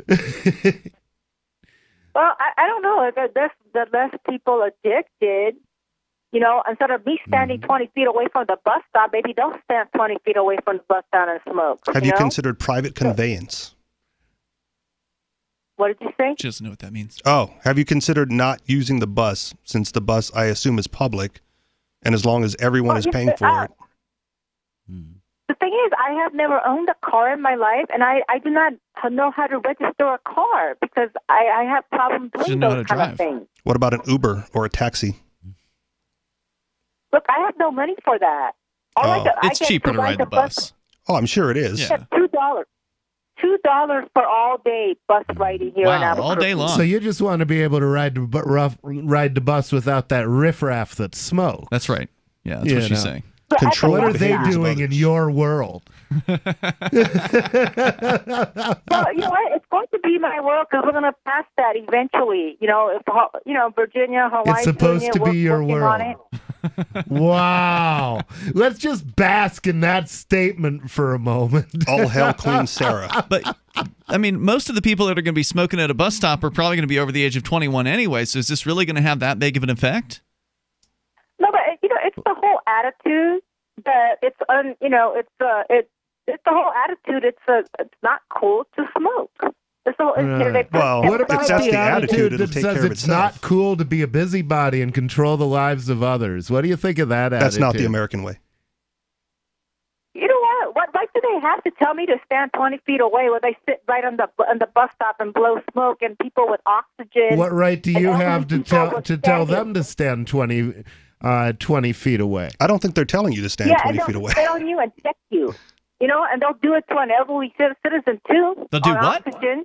Do what? Elderly citizens. What do they do, though? They'll eject them? Did you say? Yeah, I didn't make that out. Do bus stops have ejector seats now? Okay, if you were to go up to, if you're an elderly person on oxygen, if you would say, I need to sit down, could you stand 20 feet? I have to sit down. I have health problems. I want to sit here. they'll probably spit at him and deck him. This is what they do at Albuquerque. They'll what? They'll sit on him? Is that what you said? What did they? What I thought you said spit on him. God, are they sitting on old people in Albuquerque? It's all Breaking Bad. It's all that meth you're smoking down there. The blue meth. The blue meth. That's what makes them sit on old people and smoke. Really? I mean, look, I get what you're saying, Sarah. There can be some rude young people on a bus. Okay, I can see that happening. But, I mean, really, most people, I would think, would request or respect the request of somebody who's obviously crippled, who's asking them, hey, I'm on oxygen. Can you, like, smoke your cigarette over there? I think. Yeah. I mean, most people are going to be decent. But what you're saying is the people in Albuquerque at bus stops that you've seen aren't very nice people? Well, they're addicts. If they're addicted to cigarettes, they could be addicted to meth, like you said, or crack, or alcohol. So cigarettes is a gateway drug. They could be addicted to power over the lives of others. My God, wouldn't that be awful? Sarah, thank you for the call tonight. I appreciate it. The toll-free number here is 855-450-FREE. But tragedy of the commons, right? I mean, you've got a public bus system. They have to allow everybody onto the bus, and that means that some of the people at the bus stop are going to be a-holes. Yep. Yeah, well, so go on the radio. Some of your callers are going to be a-holes. Right. Listen to that one we just had. Yeah. I almost never am like, I don't like a caller, but this one, that chick just rubs me the wrong way. Oh, well, get ready, because you're going to hear a lot more of her. She calls every single night. Jesus. Every God. night. Well, I wouldn't mind having a conversation with her. Oh, yeah. Yeah. Well, you'll have your chance. Sweet. I guarantee it. As long as she lives, she'll probably call this show every single night. She's the only one who's figured out she can get on national radio and just spout off whatever views that she has consistently. We need a federal law to ban chronic callers to national radio shows. Well, I mean, I could restrict chronic calls if I wanted to, but there ought to be a law. Oh, I see. You're because she's obviously addicted, and we wouldn't want that addiction. Oh, she could be. Maybe we shouldn't let her on the air. Maybe she's addicted to calling into the radio. It's for show. your own good. It would be for her own good. Yeah, it absolutely. really would. We should do that. Just next time she calls in, say, we think you're addicted to calling in, so we're not going to let you on the air tonight. Or if we're compassionate, you can wean her off slowly. Right. So every other day. Yeah, something like there that. You go. Just randomly cut her off after a while. We think you're addicted. So if you want to join us here, you can. Phone lines are wide open. Remember, if Sarah's on the line, that's an indicator we have no one else to talk to. Because everybody else will get priority over Sarah, except for a couple people. There's actually a couple callers who I'd rather have Sarah over. But, I'd rather have Sarah than James from Arizona. Oh, yeah. He's one of them, for sure. Whatever He's banned. happened? Oh, he's currently banned for several months because he called in the midst of his ban, so extended his ban. Oh, okay. So this is a self-enforced ban. The first time he was banned, he voluntarily did not call in, and he was good about it. He didn't call in at all during his ban time frame. But the most recent time, which was like December or November, he did call in during the ban, so it extended it. That must have taken a lot. He's still in the chat room, though. If you feel like you miss James in Arizona, I don't miss James from Arizona. I'm just letting you know. Jackass. I'm just letting you know. If you feel like you miss him, he has his own special room. It's called the Toxic User Zone on our Discord server. So if you go into discord.lrn.fm, it's for all of our toxic users, and he's really the only one, basically. Every now and then, some racist will come in and we'll throw them in there, but they leave after a while. So he's the only one who's just messaging himself in there? No. He's talking to people. No, everybody else can go in the room. It's just that he's restricted to that one room, so he can't go anywhere else in the server. He has to stay in that one room. And he's honestly been good about not trying to make fake new accounts or whatever. He's stuck with it. And so there's people who go in there because they just want to get abused by James or try to convince him of the error of his ways. And so it's just constant conversations with James threatening people, attacking verbally every single person that tries to talk to him. It's pretty entertaining. So if you feel like you want to get a little dose of James, he's there. Is really who this guy is, or is this a character he plays? Honestly, it's doesn't matter. So consistent. It seems like it's who he is. So the guy's just a crazed parasite. Yeah, he's really crazy. I think as a long-term on and off listener of this program, one of the things that I liked most about it was that you just allow people on. Yeah, anybody can call in until you start threatening people, and then we have to put some. There's some restrictions, but very, very few. 855-450-FREE. We told him no threatening. We gave him a few warnings, but then he kept doing it. Use your words. More coming up. You want to know the 37 items you must have to survive a crisis? Then I've got some good news for you. Former CIA officer and New York Times best-selling author Jason Hansen is now giving listeners a free copy of his book, The Escape Bag Blueprint, 37 Items You Must Have to Survive a Crisis. You can claim your copy at freeescapebook.com. Don't delay. Jason reveals the guns, knives, flashlights, and water filters that could save your life in an economic collapse or grid-down event. Get your free book today, freeescapebook.com. freeescapebook.com. Bitcoin.com is delighted to announce their latest partnership with the gift card specialists at eGifter. With many of the world's leading brands on their roster, it is now easier than ever to get the gift cards of your favorite brands with Bitcoin Cash. To get started, just follow these simple steps. Visit giftcards.bitcoin.com, pick the gift card you want, follow the instructions on your screen, and make your payment using your Bitcoin Cash wallet. Sit tight and your gift card will be delivered to you as soon as it's ready. That's giftcards.bitcoin.com. There are basically two types of advertising, direct response and branding. Radio's great for direct response with its low cost to listener ratio, but audio can't be beat for branding, which is a longer-term endeavor. You want to be the first thing that someone thinks of when they think about your product or service. If you have a local business that you want kept top of mind in your community, call the station. If you need national reach, Free Talk Live's got around 200 radio stations, millions of monthly listening sessions, can suit all budgets, and if we don't think we're right for you, we'll tell you. Email me, mark@freetalklive.com. Smart Cash is a peer-to-peer digital currency that is fast, secure, and easy to use. Smart Cash also features smart rewards, a price stabilization mechanism, and a way to encourage long-term holding. Long-term holders are key to the project's success. You can earn smart rewards on any address for which you hold private keys, which holds at least 1,000 smart for 1 month and does not make any outgoing transactions during that time. Smart rewards are distributed every 47,500 blocks to all eligible addresses. Learn more at smartcash.cc. The Free State Project has reached its goal of 20,000 liberty lovers who've pledged to move to New Hampshire and get active to achieve liberty in our lifetime. Perhaps you're trying to figure out what part of New Hampshire should be your destination. If so, consider Keene. You'll find more than 150 reasons to move to Keene at move.freekeene.com. Keene is famous for its historic, publicity-generating activism, as well as being the liberty media capital of the world. It's home to freekeene.com, New Hampshire's destination for liberty activism, news, and opinion. For years, we've been compiling over 150 reasons to move to Keene at move.freekeene.com, where you'll learn about some of what's happening here and what makes Keene a great place to live. If you love liberty, you'll probably enjoy anywhere you end up in the Shire. But do your due diligence first. Please visit move.freekeene.com for the full list of over 150 reasons to move to Keene. That's move.freekeene.com. Some of you asked, and now we've delivered. LRN.FM's live Keene, New Hampshire studio shows are now streamed in HD on Twitch. Visit our channel at twitch.lrn.fm and give it a follow. If you have Amazon Prime, you get one free subscription on Twitch. If you use it on our channel, Twitch will give LRN.FM a monthly piece of your Prime subscription cost. So please watch, follow, share, and subscribe to twitch.lrn.fm. That's twitch.lrn.fm. What do you shop for that you could otherwise buy at Amazon? Pretty much everything, right? Amazon has competitive pricing and they deliver, and that's a big plus. If you could plan ahead in your shopping, would you be interested in saving up to 33%? There's a catch. You have to do your shopping in Bitcoin. But imagine those savings. It's like a huge raise. All you have to do is go to saveitpurse.com. We've saved thousands, and you can too. Plan ahead and save. Saveitpurse.com.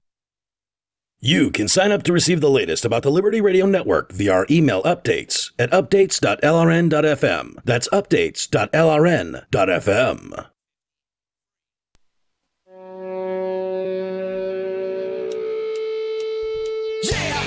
It's Free Talk Live. You dial toll free if you want to join us here on this live Sunday edition of the program. Our number here is 855-450-FREE. That's 855-450-3733. Did you miss out on ForkFest 2018? Well, that's okay. Year number 3 is coming up right here in the summertime. We're, at this point, less than 4 months away from ForkFest 2019. It's June 13th through the 18th. That's the 5 days before the Porcupine Freedom Festival. So if you're coming up for both, then you're going to get, basically 10 or 11 days of hanging out in the woods with some libertarian friends. It's a pretty cool time.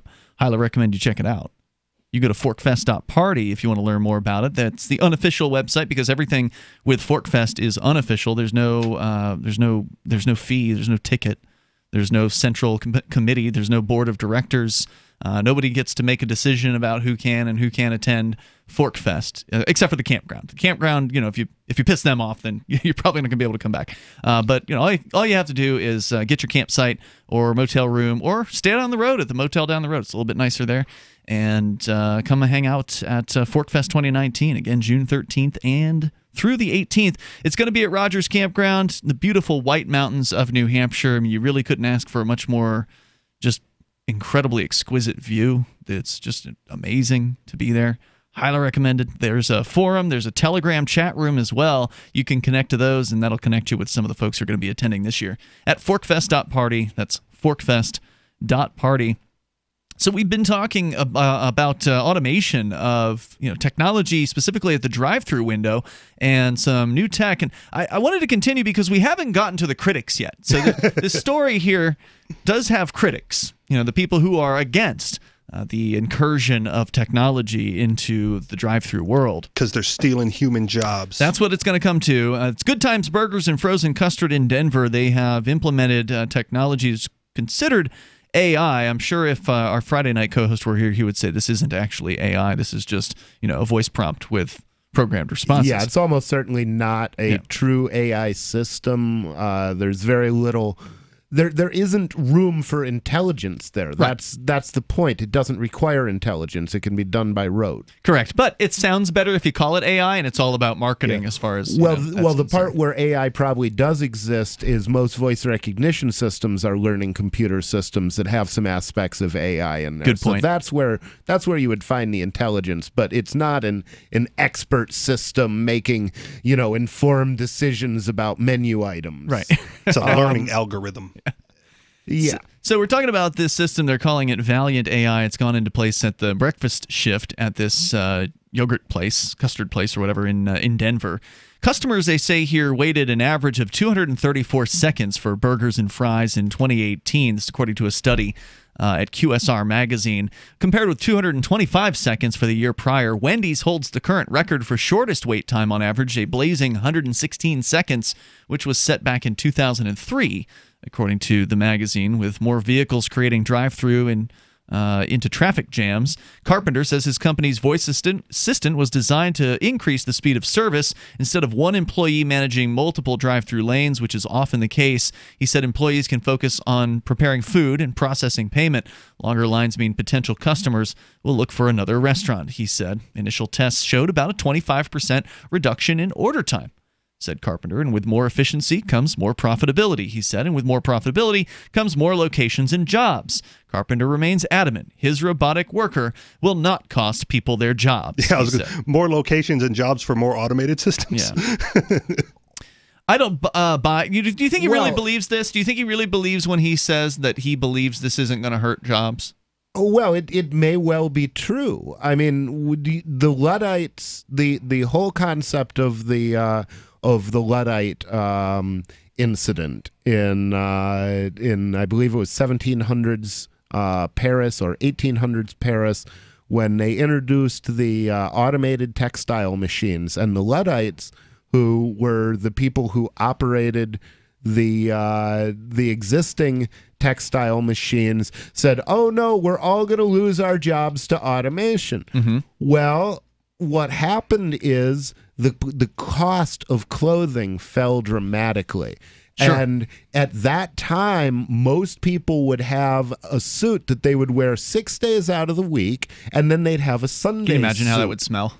It couldn't have been pretty. Well, what happened when clothing got cheap? All of a sudden, people started having a closet full of clothes. Right. And employment in the textile industry actually increased because more machines were needed and more people were needed to run the machines. So basically, it was a win-win situation for both customers who got to not have to wear the same stuff 6 days a week, and the producers who ended up having more jobs available to them and higher paying jobs available to them. But is that going to be true in the case of fast food, where it seems like McDonald's is in every place it could possibly be, and like how much more could they expand? I'm kind of a callous individual. Well, I mean, if you didn't have to have actual people working there, if a McDonald's was just a box with a refrigerated container of meat. Well, that's what they're working towards. Well, yeah, right? It is. But that means you could have many more of them. Sure, but the claim by this guy is that it's going to not affect jobs. Now, what were you going to say about your callous? Oh, I'm kind of a callous individual, because when it comes to, unless we're going to have the minimum wage debate, right? Mm-hmm. If it doesn't create more jobs, who cares and why, right? Like, all these people are upset that, low-skilled minimum wage people won't have jobs afterwards. I'm like, well, they'll have to figure something out, right? I mean, sure. they can go get better training. They can go do something else. And if you that's what people with initiative would do, but other people will just whine and go and get on welfare. Well, the other thing is that all the jobs will be taken. Then all you have to do is open up homesteading, because then anybody who wants a job can go take a piece of land. So like open up the government land for homesteading? Open up the government land and stop subsidizing the cost of holding massive amounts of land. Mm-hmm. If you're the government should not be basically dumping protection services on the market so that it costs a bunch of money to defend this land and a bunch of money to jail trespassers, but that money is paid for by the taxes that homeless people pay on their coffee. Okay, that's not a good thing. Well, like Ian said, even homesteading a parcel of land is going to take some initiative. Well, yes, it is going to take initiative, but it gives people who have initiative a place to go. If you have initiative and you have nothing to do with your initiative, you have no opportunity, then your initiative will die on the vine, and that's when you start doing heroin. The toll-free number here is 855-450-FREE. That's certainly the truth. If people are stopped at every turn from creating something in the marketplace, they'll give up. They'll give up. And they'll start taking. Yep. The toll-free number here is 855-450-FREE. And so, get rid of, allow homesteading, but also repeal regulations, local controls, licensing, all that. More on the way here. This is Free Talk Live. The United States of Empire is a book that claims the United States is the empire of the world. George Washington had warned us against foreign wars. The United States of Empire shows that World Wars I and II left England broken. Its former colony, the U.S., had to save the empire. Was there ever a vote? Who do we fight for? The deep state began with World War I. The United States of Empire by James Dunn. Available at Amazon Books. Homemakers. Groceries by mail ships free. Try our amazing bacon. It stores in your pantry. No refrigeration required. Our value-added packaging provides a 10-year shelf life and protects the leanest, thickest, center-cut, fully cooked bacon in America today. Ready to eat right from the pouch or warm and serve. Always priced less than grocery for your everyday use. Savory and delicious. Order today at readytoeatbacon.com. readytoeatbacon.com. This is Michael Dean from the Freedom Fiends. I've run websites since 1996 and have used over a dozen web hosts in that time. AgorismHosting.com is the only one that hasn't broken my heart. Agorist Hosting's uptime and service is stellar, and their DDoS mitigation is the best I've seen. That's important because if you tell the truth in this world, you'll ruffle feathers. And some people will try dirty tricks to silence your voice. No matter what the haters hit us with, Agorist Hosting keeps our websites online. If you have a mission-critical commercial presence or a world-changing activism site, you cannot tolerate any skullduggery. So go with AgorismHosting.com. Have a WordPress or blog site, but you're not satisfied with performance or uptime? Or just want raw hosting? Want to pay with Bitcoin? Agorist Hosting specializes in high-performance hosting with personalized service. Go to AgorismHosting.com and click on the button that says Get Hosted. That's AgorismHosting.com. Looking for a great real estate investment? Consider New Hampshire, which is ground zero for the Liberty Movement. Your first call should be to Mark Worden from Porcupine Real Estate. He's more than just a real estate agent. He's your New Hampshire concierge. Where are the best places to live? Do you want farm, city, the burbs, or forest? Do you want a duplex or multifamily building so that renters pay your mortgage? There are homes in all price ranges in New Hampshire, and Mark can help with financing too. Invest in liberty and property. Mark Worden can help. PorcupineRealEstate.com. So you've heard all 3 hours of the latest episode of Free Talk Live, and you're still hungry for liberty-oriented audio content? Did you know that we have another 24/7 audio stream at LRN.FM? The Liberty Radio Network airs the latest episodes of some of the best liberty-oriented podcasts on the internet around the clock. In addition to recorded content, you'll also hear live shows like Free Talk Live, originating from our Keene, New Hampshire studio. So listen anytime at LRN.FM. That's LRN.FM. We have some good news. The indictments against Ross Ulbricht in the District of Maryland were dismissed with prejudice, meaning they can never be refiled. This is especially good because those indictments contain the only charge ever made that Ross engaged in murder for hire. This was a serious allegation that Ross Ulbricht denies. It was never prosecuted or ruled on by a jury, but was trumpeted by the federal government and the media as if it were proven fact. The Maryland court held these indictments for almost 5 years, poisoning Ross's case and leaving him under a cloud of unproven allegations. As explained in Ross's appeal to the Supreme Court, the fact that the judge used these allegations to give Ross a draconian sentence of double life without parole violated his Sixth Amendment right to a jury trial. Judges are required to issue sentences based on convictions decided by a jury, not unproven allegations never even charged at trial. Although this is a positive development, the dropped indictment will not set Ross free. Now, a presidential pardon is Ross's only hope of freedom. Sign the petition at freeross.org. freeross.org. What's up next? Visit the Liberty Radio Network program guide to find out at shows.lrn.fm. That's shows.lrn.fm.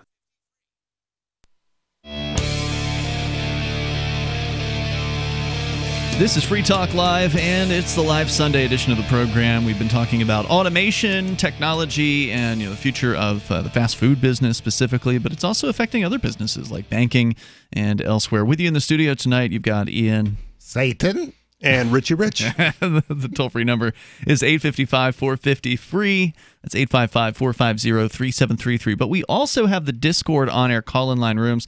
That's where you can go to sound almost like you're sitting here in the studio with us. We're going to get to one of those calls here in a moment. You can join the Discord server over at discord.lrn.fm. You can interact with other Free Talk Live listeners there before, during, and after the show. There are frequently folks in there in the middle of the night.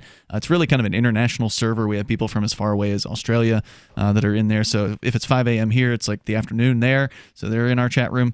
So check it out over at discord.lrn.fm as we go to Doug. He's in Virginia, listening in Virginia Beach to WNIS. Hello, Doug. How are you tonight? Hey, you're on the air. Doing great. Yeah, I was just going to make a point with the artificial intelligence ordering at the burger facility. Yes, sir. That's not new to the market, because back in the 40s and 50s, they used to use the vending cafeterias where you put a quarter and you got a slice of apple pie. The Automat. Dealing with a, yeah. That's right. You dealt with a machine. It's not new. It's like you say, it kept somebody maintained the machine. Right. They had the chef. They had the guy cooking the food, and then the machine was allowing people to purchase. That's correct. I think the same thing now. It's the development stage. It's robotic and auto industry took away the assembly lines. So, I mean, progress is one thing, and the jobs are always created, even though others are lost. Of course. I mean, and then like perfect example is the farming industry. Is only 2% of the population handles all the farming industry in the United States, which is back in the day. I mean, people had to pick the fields, and everything.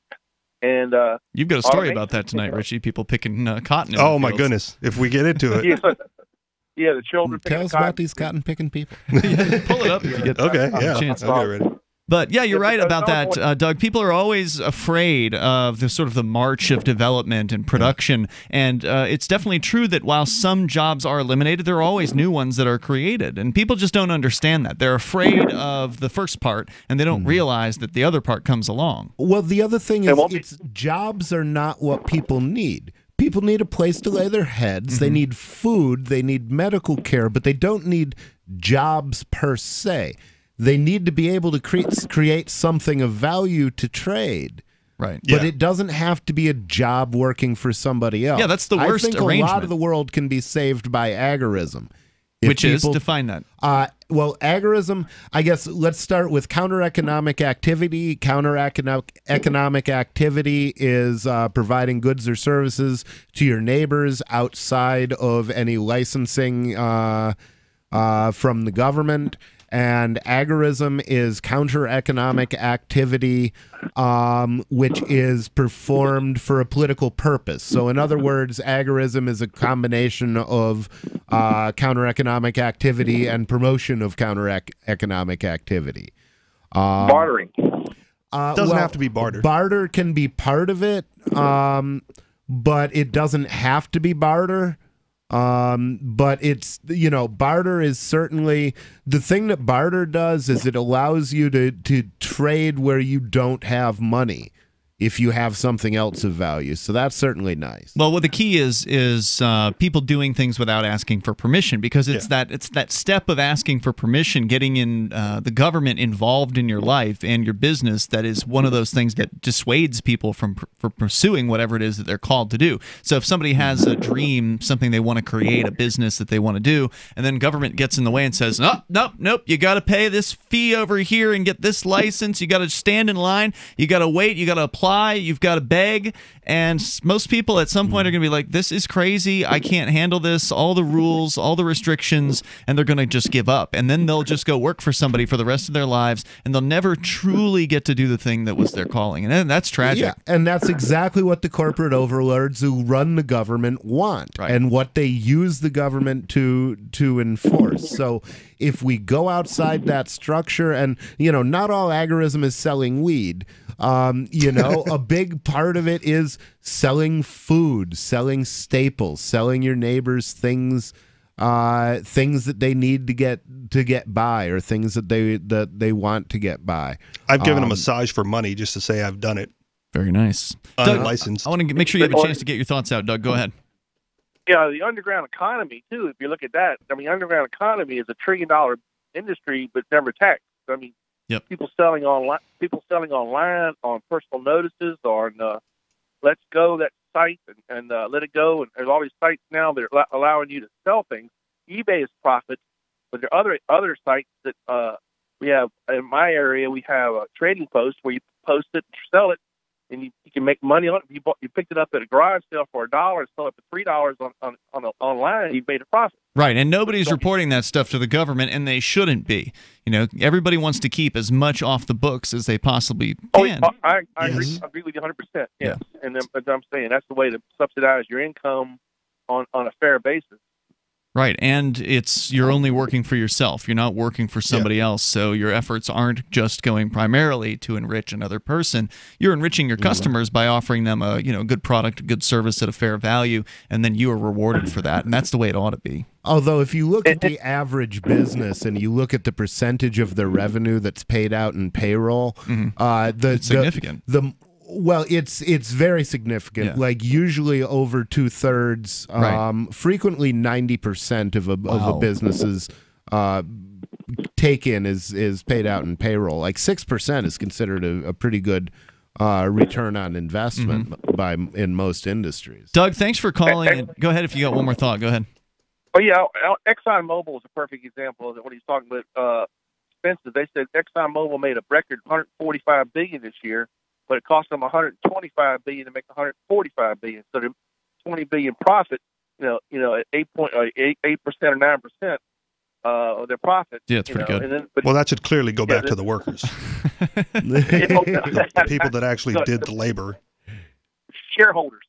Doug, thanks for the call tonight, man. I appreciate hearing from you. The toll-free number, if you want to join us here, is 855-450-FREE. And since you sounded serious when you said that, I'm going to go ahead and refute you, even though I know you're full of it. Yeah. The question is then, why does the guy who supplied the steel supply the steel if all the revenues are going to the workers? Why is the guy who brought the tools going to bring the tools? Why is the guy who brought the capital going to bring the capital? And the answer is he's not. So if you want the workers to to have all of the the workers don't have the capital. They don't own the capital in that case. And the other thing is that implies that the workers are going to bear the losses because there's nobody else to bear the losses when a business fails. And can your average worker actually absorb that? Well, the answer is probably not. No, a lot of them are working paycheck to paycheck. They probably don't have any significant savings. Exactly. So one of the things that the capitalist is doing is he's providing the cushion to make sure that even if the business you work for goes out of business, maybe you don't get your last paycheck, but you've been paid every week that you've been working. The owner's obviously been losing his shirt. So to somewhat answer your question, Rich, I've been known to answer friends who ask me because I have a regular job, right? I'm one of those employees, and friend goes like, well, why do you do that? Because I can't grow my own food, right? Like I have to do what I'm skilled at doing to get the money to buy the food, because otherwise, you're looking at barter or farming or whatever. And depending on your skills, some things are easier to sell on the black market than others. And they could be, right? And like I said, I've done some what I'll call agorism, buying my underage friends beer and cigarettes, right? And then taking a commission on it because, well, hey, they can't do it themselves, and I have no problem with that. That was my first job in like 7th grade, but go ahead. Oh, no. And you did all that way beyond the statute of limitations. It's expired, just in case anyone's listening. Let them go. Yeah, the toll-free number here is 855-450-FREE. That's 855-450-3733. We can talk more about creating wealth outside of the government structure, more about automation systems. Your calls and thoughts are also welcome here at 855-450-FREE. This is Free Talk Live. Plus, maybe we'll talk about Bitcoin coming up as well. It's Free Talk Live. Bitcoin.com is delighted to announce their latest partnership with the gift card specialists at eGifter. With many of the world's leading brands on their roster, it is now easier than ever to get the gift cards of your favorite brands with Bitcoin Cash. To get started, just follow these simple steps. Visit giftcards.bitcoin.com, pick the gift card you want, follow the instructions on your screen, and make your payment using your Bitcoin Cash wallet. Sit tight and your gift card will be delivered to you as soon as it's ready. That's giftcards.bitcoin.com. There are basically two types of advertising, direct response and branding. Radio's great for direct response with its low cost to listener ratio, but audio can't be beat for branding, which is a longer-term endeavor. You want to be the first thing that someone thinks of when they think about your product or service. If you have a local business that you want kept top of mind in your community, call the station. If you need national reach, Free Talk Live's got around 200 radio stations, millions of monthly listening sessions, can suit all budgets, and if we don't think we're right for you, we'll tell you. Email me, mark@freetalklive.com. Many people believe they don't control their own destiny. Let them continue just getting by while you make the choice to do something about your future. Imagine working from home, earning the income you deserve. Just visit startlivingyoung.com and click on the Be Your Own Boss tab. Discover Juness, a state-of-the-art global health company with over $1 billion a year in sales. They'll provide all the tools you need to succeed. Visit startlivingyoung.com today and click on the Be Your Own Boss tab. Your destiny awaits at startlivingyoung.com. Hunters, anglers, campers, and survivalists. Get back to nature. Expand your horizons with the highest quality, most versatile, unique slingshots and sling bows on the market at slingbow.com. Slingbow products are compact and models start from just $17.98. They're perfect for your bug-out bag or storing in your vehicle. Give yourself and your loved ones the excitement and tradition of Slingbow, a new frontier in archery and truly modern twist on this primitive survival tool. Feel the thrill only at slingbow.com. Is spreading the message of liberty, cryptocurrency, and peace around the globe worth $2 per month to you? As you may already know, in addition to our internet feed, LRN.FM broadcasts on free-to-air satellite across North and Central America, as well as Sub-Saharan Africa. And we've been available on satellite for free 24/7 since 2010. The LRN.FM free-to-air satellite signal is reaching some of the most oppressive regimes in the world, and there's no doubt our ideas are making an impact. You can learn more about the channel's impact by watching the 3-minute video at fund.lrn.fm. If you'd like to help free minds globally with our ideas of liberty, cryptocurrency, and peace, you can donate as little as $2 per month via fund.lrn.fm. You can help us continue and expand our satellite broadcast to multiple continents. Visit fund.lrn.fm today, and thank you for your help. Don't forget to share the link on social media. That's fund.lrn.fm. LRN.FM is proud to announce our official listening apps for Android and iOS devices. Now you can easily tune into our streams anywhere, anytime on your smartphone or tablet. Just visit apps.lrn.fm or search for LRN.FM in the Android or Apple app stores. Please download, rate us 5 stars, then share the link on your social media and let your friends and family know how you're listening to LRN.FM. Download it now, free at apps.lrn.fm. Are you tired of governments murdering people around the world? Stop using their money. There is an alternative. Bitcoin is a stateless, free market, non-political currency. Bitcoin cannot be inflated or controlled by any government. By using their money, you are helping the state. Stop doing it! You have an incredible alternative available now. Learn it, use it, spread it. Get started with Bitcoin at bitcoin.com. That's bitcoin.com. Join the LRN.FM Discord for live chat 24/7 at discord.lrn.fm. That's discord.lrn.fm.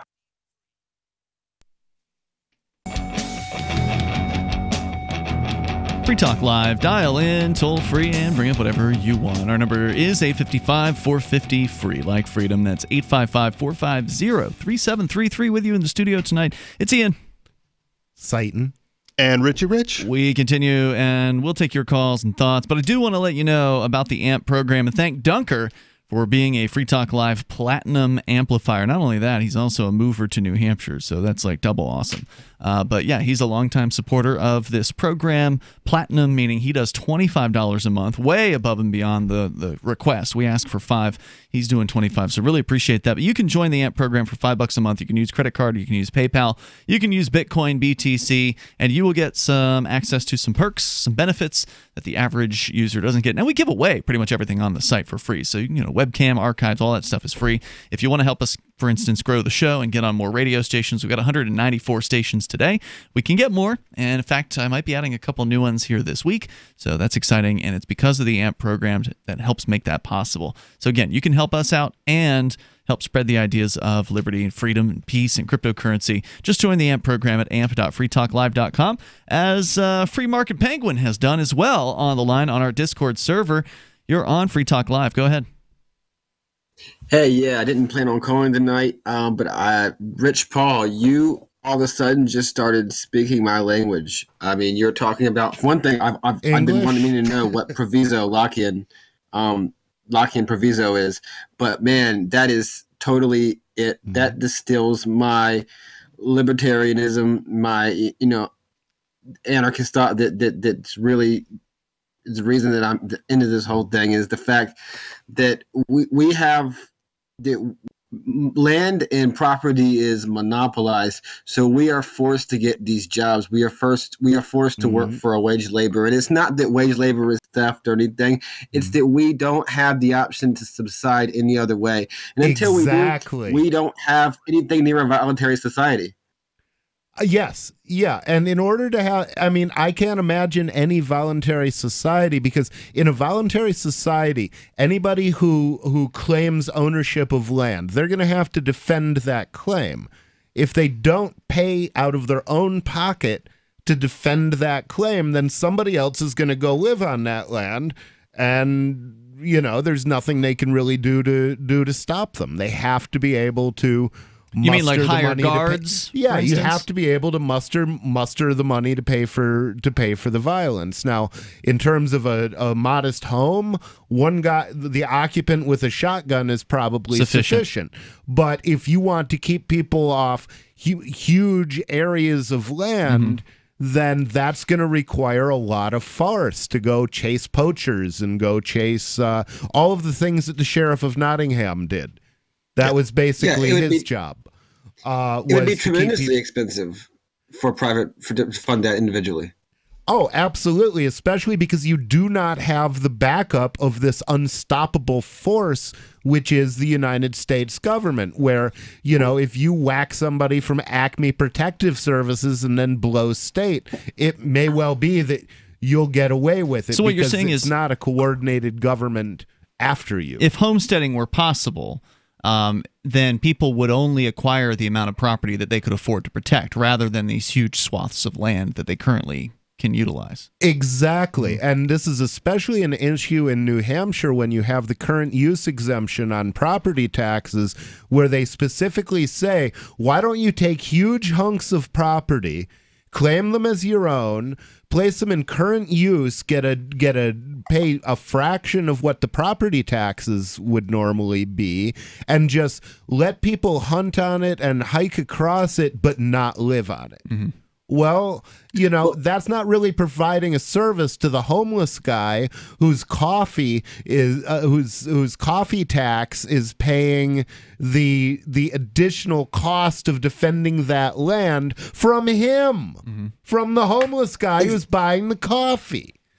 Exactly. That's the other thing that you said, man. It's like Walmart has billions upon billions of dollars of property that are defended by the state.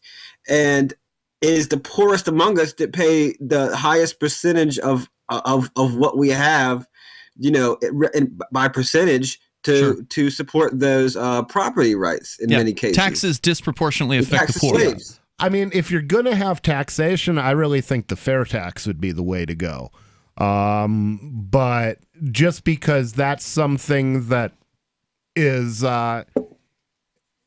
it's very broad based, and it's something that you don't really have to the government doesn't have to be aware of everybody that exists. It only has to be aware of businesses. And actually, you could do it without violating rights by only saying that corporations have to pay it. Because the government has provided the corporation in the first place. You mean? Exactly. The government creates the corporation, so the government can control the terms under which the corporation may exist. Corporations are probably the only things that can be taxed without theft. I don't think the concept of corporations would be eliminated in a voluntary society. I think the concept of corporations as we know them, limited liability corporations, would cease to exist, but I think that joint stock companies, as Adam Smith described, would continue to exist.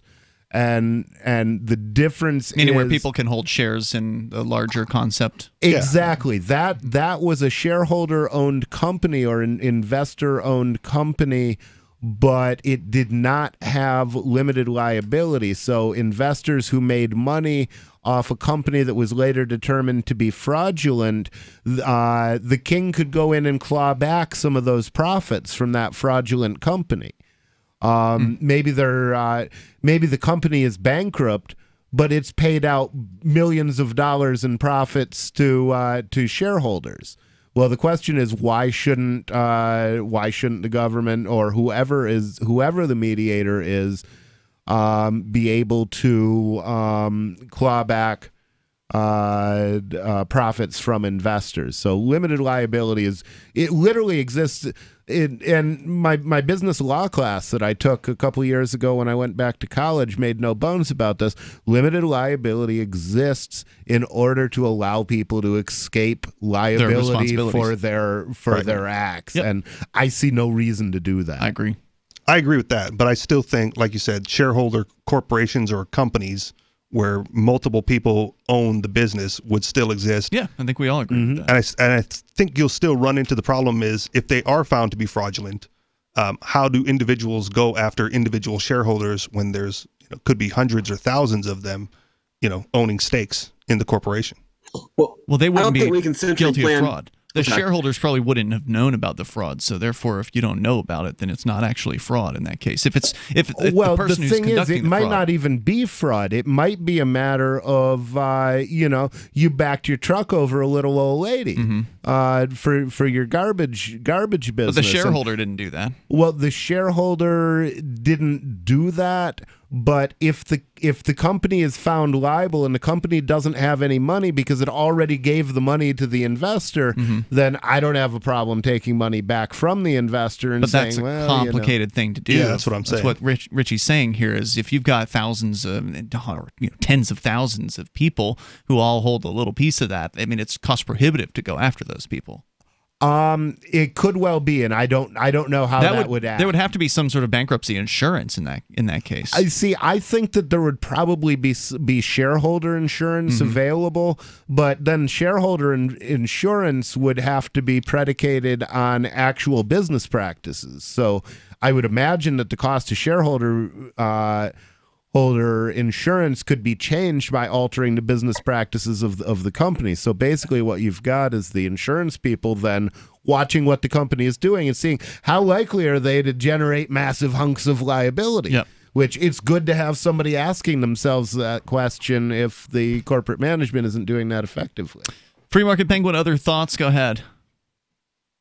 Not really. The absentee ownership question is, complicated. I think it's definitely problematic in a free market, but it's not something to say, yeah, something would or wouldn't exist in a whole giant world that we live in. It's a big place. So a lot of things would exist, and it just depends on what the people believe, right? That's what manifests into reality.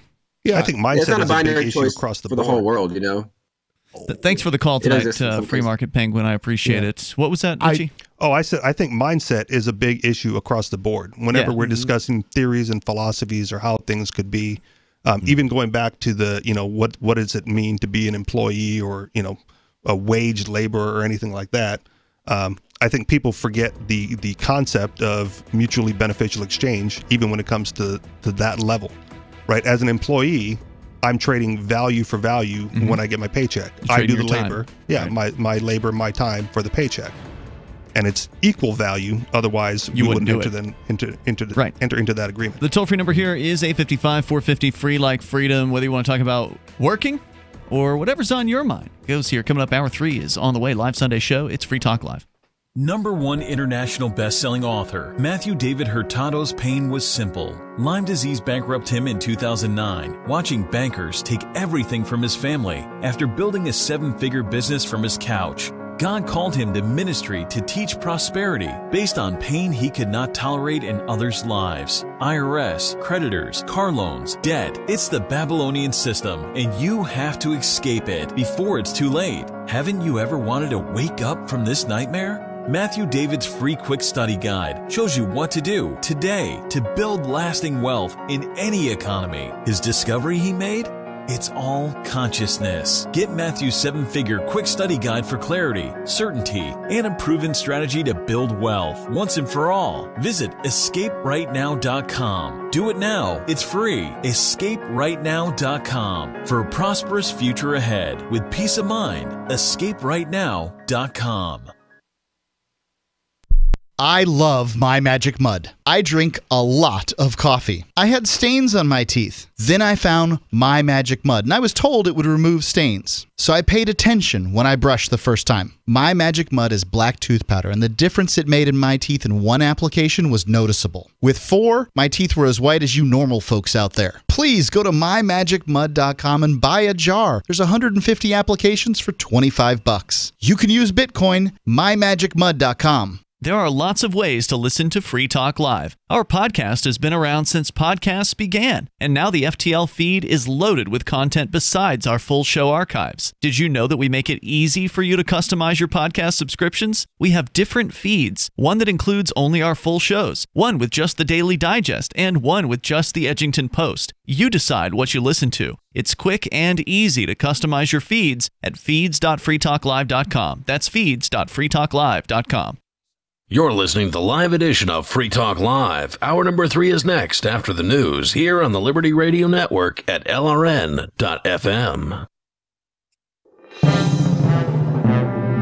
This is the Liberty Beat, your daily source for Liberty news and activist updates. Produced in partnership with SNLS News and listeners like you. Online at libertybeat.news and snls.news. I'm Mick Murrow with your weekend edition of the Liberty Beat for the week ending Friday, February 22nd, 2019. Gold opened Friday at $1,326. Silver opened at $15.87, and Bitcoin was trading around $3,942. Today's prices are brought to you by InnoScale. Take off with Managed Cloud. Looking for a safe, secure way to store your important files online? Let InnoScale handle it for you. Their high availability cloud servers are the perfect solution for clients needing one or more secure, scalable servers with built-in hardware failover protection. For details, see them online at innoscale.net. In the news, a federal magistrate on Friday ordered the government to disclose to him and to plaintiffs' attorneys a list of private organizations that receive access to the government's list of known or suspected terrorists. The Associated Press reports that Judge John Anderson issued the ruling at the conclusion of a hearing in U.S. District Court in Alexandria, which he angrily questioned government lawyers about their failure to previously disclose that hundreds of private entities, like universities and hospitals, receive access to the list. The government admitted earlier this month in a court filing that private groups like universities and hospitals receive access to the list, after denying in previous court hearings and depositions that they do. A government lawyer said the oversight was a mistake and there was no intention to deceive. The Council on American Islamic Relations is challenging the watch list's constitutionality. It says innocent Muslims are placed on the list by mistake and suffer numerous consequences as a result. The Liberty Beat is sponsored in part by Brave Botanicals, high-quality kratom and CBD at reasonable prices with excellent customer service. Brave Botanicals is activist-owned and mission-driven, fighting for your right to consume plant-based medicine and natural remedies. Find out more at myBraveBotanicals.com. And right now, Liberty Beat listeners can save 10% by using promo code SNLS at checkout.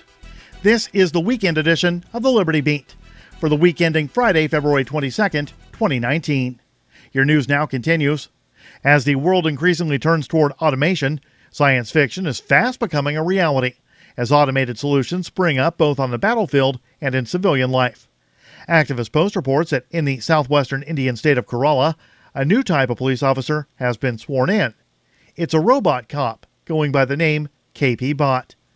The KP Bot has already attained the rank of sub-inspector, and according to India Today, already knows how to practice a perfect salute. The KP Bot is part of a push to integrate robots into the police force, which was announced last year by the state police chief at the Cocoon Cyber Conference, according to India Today. However, the KP Bot isn't quite ready to man a black and white or engage in beat cop activities. The female-featured robot will be restricted to the traditionally gendered occupational role of receptionist. U.S. government-sponsored student loan debt has become an escalating problem for the finances of many American households. Activist Post reports that the latest household debt report from the New York branch of the Federal Reserve indicates that Americans collectively owed $1.46 trillion in student loans at the end of 2018. That's more than any other category of non-housing related debt. Worse, the percentage of student loan debt that's in serious delinquency, where no debt payments have been made for at least 90 days or longer, has remained stuck within a range between 10.7% and 11.8% of the total borrowed since 2012. That's the highest of all forms of household debt. Since most of the money was borrowed from the U.S. government, the inability of American households to repay student loans represents a drain on the U.S. government's finances, where seriously delinquent student loans drive up the nation's budget deficits. Federal Reserve Chairman Jerome Powell has stated that the burden of student loan debt hurts American households and will hurt the nation's economy. Support for the Liberty Beat comes from the Conscious Resistance Network, featuring videos, news reports, and articles from a spiritual anarchist perspective. Experience the Conscious Resistance at theconsciousresistance.com. How would you like to have your business featured on the Liberty Beat? You can. Just send an email to libertybeat@snls.news for details. This is the weekend edition of the Liberty Beat, produced in partnership with SNLS News and listeners like you. The Liberty Beat is found online at libertybeat.news and snls.news. I'm Mick Murrow, reporting for the Liberty Beat, reminding you, spread liberty with a smile. Tides are caused by the moon. The moon's gravitational pull also sucks up the feces and urine of the ocean floor, dumping it in the intertidal zones. The tide goes out, revealing pus-filled cysts known as tide pools, while the moon itself remains hypocritically pristine. Crabs are one of the many disgusting denizens of intertidal pools. They feed on feces and corpses with their demonic mouths. Scuttling hither and thither, they compete relentlessly for the juiciest excrement. Finding a walrus turd is truly nirvana for these abhorrent beasts. After accumulating too much filth to move, crabs bathe themselves in the ocean. Waste floods off the crab's exoskeleton and back into the tide pools as the cycle of shit begins anew. This is the Onion News Network.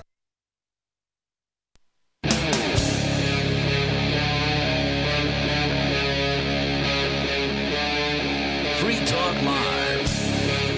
It is Free Talk Live, live Sunday edition of the program. You can dial in toll-free. Take control of the airwaves. Bring up whatever's on your mind. Our number is 855-450, free like freedom. That's 855-450-3733. Coming up, is the cassette making a comeback? It's a ridiculous news story coming out of The Guardian we can share with you. But in the studio, never know. In the studio tonight, it's Ian, Rich Paul, and Richie Rich. We go to the phones and to your calls and thoughts. It's Parker to start things out in Washington State. Parker, you're on Free Talk Live. Good evening, gentlemen. Hey, what's on your mind? Not a whole lot. I have an idea for sort of creating the second Ron Paul moment. The second? Weren't there already 3 Ron Paul moments? There was 1988 when he ran for president as a Libertarian. There was 2008 when he ran as a Republican, and then 2012 as a Republican. What else do you want him to do? Paul. What are you proposing? Wouldn't the 2008 and the 2012 be sort of lumped into the same moments then, technically? I mean, you can look at history however you want. I would call them like 2 different moments 4 years apart. Yeah, okay, I would just call it the next Ron Paul moment. Ron Paul moment then. All right. In this case, Ron Paul, he's retired. He's not going to be getting back on the campaign trail. Probably not. Yeah. Nor would it be wise for him to do so. What with he's getting up there in his years. Yeah, he's in his 80s, but still fit as a fiddle. Simply, yeah, he's still like bicycles and runs, I think, or he does some kind of fitness stuff. Helps being a doctor. Good. Oh yeah, he's in great shape. Well, here's what I propose 83 years old. For the 2020 campaign. Okay. I propose that we start a new Ron Paul revolution this year during the 2020 campaign. My plan is a simple one. We need a voluntarist to run on a platform that government is nothing less than an organized crime syndicate which runs roughshod over people's lives, that he or she has neither the intention nor the desire to win political office, and if he or she does win, that they will not take the oath of office. So see, that to me is an absolute absurdity. I'm going to win a race, have the opportunity to maybe dismantle or at least obstruct the growth of government, and instead I'm going to say, no, I won't take the office. No. I'm going to take that office, and I'm going to disrupt any body upon which I am seated and dismantle any organization under which I am given power. Look, Rich, I'm going to play on Parker's side on this one. I'm going to hold you to the. You can't say devil's advocate after the rest of the show. Well, you wouldn't be a voluntarist if you take office. But look, be a voluntarist. So I happen to agree with Parker on this one. I have said that if I were to win the offices for which I've been running here in New Hampshire, I would not be able to swear the oath because an oath to me it means something, and I can't swear an oath of allegiance to the United States. With Roger Paxton, you wouldn't be able to take. Sure, you can. You're swearing an oath of allegiance to an organization that doesn't exist, by which act the usurper organization, and you can tell it's not actually the federal government because the federal government is described in the Constitution, and the organization they're talking about doesn't look a bit like that. Exactly.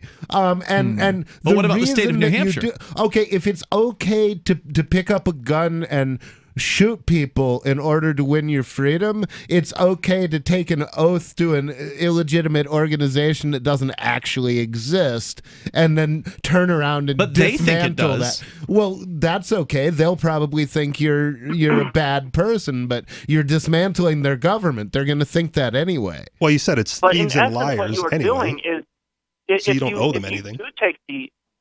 If you do take the oath of office and you do take said office, you are essentially joining an organized crime syndicate, and so you are becoming one of them.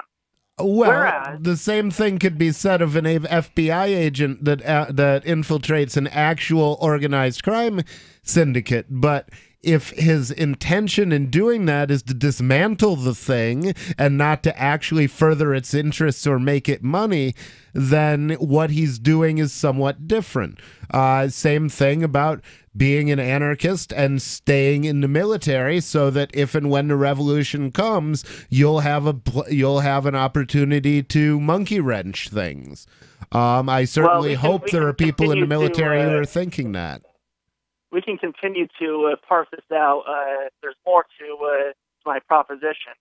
Oh yeah, how did Ron Paul come into play in this? So okay, so you say a Ron Paul light. A candidate should pledge to not take the oath. And now go ahead with the rest of your pitch. Which Ron Paul did not do. Yeah, he took the oath. Okay, well, but this would be similar to a Ron Paul moment, but not the same as. So different term then. Let's call it. And as Richie Rich pointed out, you are basically describing the Adam Kokesh campaign. Although I think he would swear the oath because he would probably do that. This is different because Adam Kokesh actually wants to take the office. And Yeah, but he says it's not president. I'm saying He's running for not president, is what he's saying. Yeah. No, you can't run for not Sure president. he can. He is. Yes, he can.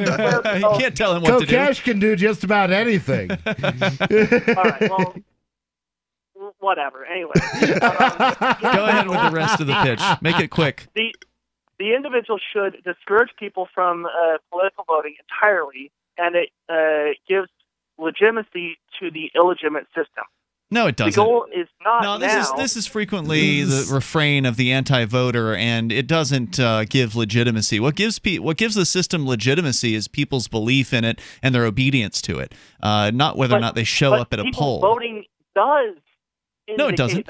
You can watch the various different elections where 0% will turn out. Every now and then it happens in like small towns or whatever where not even the candidates themselves will actually go and vote for themselves, where actually 0% turn out to vote. But yet there are provisions in place that will go ahead and name somebody. Somebody will get chosen for that office. There are ways coin tosses, or cat. There's coin tosses. In a federal election, if nobody voted for president, literally, then the Electoral College would be I don't know who would go to the Electoral College exactly, but I know that somebody would go, and it would probably come down to a coin toss. They have some provision, drawing straws or whatever. And then they would vote. And even if the Electoral College never voted, then it would go to the Congress to select the president. There's all kinds of provisions. Not voting is not going to stop them. No. The other thing is it's not rational to expect government employees to stop voting. Correct. So basically, if you stop voting, what you do is you hand over control of the government to its own employees. Who are going to pursue their interests, not yours. That's absolutely true. But that's why it's very rare that you'll find a 0% election. But whenever you do, you always see that somebody gets the office and the government continues because those people who didn't vote still pay taxes and they still go and they obey the government licensing laws and restrictions and obedience. But do you remember in Florida when they elected a libertarian majority to one of the mud boards? We called them mud boards. They were actually called soil and water conservation boards. But, did mix they abolish it together, the mud? it's water. They did. They disbanded the thing. It was, I think it was Seminole County. Interesting. Parker, thanks for the call tonight. I appreciate hearing from you. Parker's always got these pie-in-the-sky ideas about how, we can change everything. And I want to be on his side. It just, I'm confused. Yeah. Because at one point, I'm not a big fan of political activism. No, you're an anarchist. Right. You have a show. You've got a show. What's it called? The Anarchist Experience. And where do people go to download AnarchistExperience.com. All right. See, I'm an anarchist, and I'm definitely a fan of political activism. But his idea was to run a candidate, refuse to take the oath of office, and then promote not voting, which means the candidate, if everyone listened to him, would still lose. Sure. And it wouldn't matter that they. But the thing is, take the oath. any plan that requires everyone to do a thing is a failure from the get-go, because everyone's not going to do that thing at any point. There are always going to be people who disagree with you, especially, as you pointed out, Rich, the government employees themselves who have an incentive to continue voting and continue perpetuating that system. So this whole let's get everybody to not vote plan, it's dead from the word go. It might make you feel all principled to talk about, but there's more coming up here. It's Free Talk Live. Smart Cash is a peer-to-peer digital currency that is fast, secure, and easy to use. Smart Cash is building a foundation that can support daily transactions for people everywhere. One feature that sets Smart Cash apart is the Smart Hive governance model and how the community can vote to fund the best projects with block rewards stored in the Smart Hive project treasury. Unlike other cryptocurrencies with voting systems, Smart Cash allows everyone to participate. One smart equals one vote. Learn more at smartcash.cc. Do you operate a retail business and are looking for a solution for point-of-sale cryptocurrency acceptance? It's never been easier thanks to AnyPay.global. There's no paperwork or approval process to open an account. If you already have a tablet at your cash register, you're almost done. Just sign up at AnyPay.global, drop your personal crypto wallet addresses in our setup page, and then load our app. That's it. You're accepting cryptocurrency like Bitcoin and Dash at your store. Get started now at AnyPay.global. That's AnyPay.global. There are basically two types of advertising, direct response and branding. Radio's great for direct response with its low cost to listener ratio, but audio can't be beat for branding, which is a longer-term endeavor. You want to be the first thing that someone thinks of when they think about your product or service. If you have a local business that you want kept top of mind in your community, call the station. If you need national reach, Free Talk Live's got around 200 radio stations, millions of monthly listening sessions, can suit all budgets, and if we don't think we're right for you, we'll tell you. Email me, mark@freetalklive.com. Bitcoin.com is delighted to announce their latest partnership with the gift card specialists at eGifter. With many of the world's leading brands on their roster, it is now easier than ever to get the gift cards of your favorite brands with Bitcoin Cash. To get started, just follow these simple steps. Visit giftcards.bitcoin.com, pick the gift card you want, follow the instructions on your screen, and make your payment using your Bitcoin Cash wallet. Sit tight and your gift card will be delivered to you as soon as it's ready. That's giftcards.bitcoin.com. Saying that he was giving his coworkers at Marley Publishing just a few more days to catch on to him, local mentally unstable man Michael Redding told reporters he planned on exhibiting 1 or 2 more warning signs this week before, quote, finally doing this. I think I'll do just a couple of disconcerting things in front of people here at the office. Maybe give them a day or two to take action through the appropriate channels. But if that doesn't happen, then I'm going through with it. The fully unhinged Redding, who plans on, quote, making this thing happen sometime next week, claims that despite displaying erratic and worrisome behavior around the office for the past few months, his actions have gone completely unreported by his coworkers. I definitely talked about my frustration with life in general, and I even discussed my fascination with all sorts of violence. But that still didn't throw up any red flags. We'll see if anyone catches on. Mike? I don't know him super well, but he's nice enough. He's quiet and he keeps to himself mostly, but I'm sure he'll come out of his shell. Just a matter of time.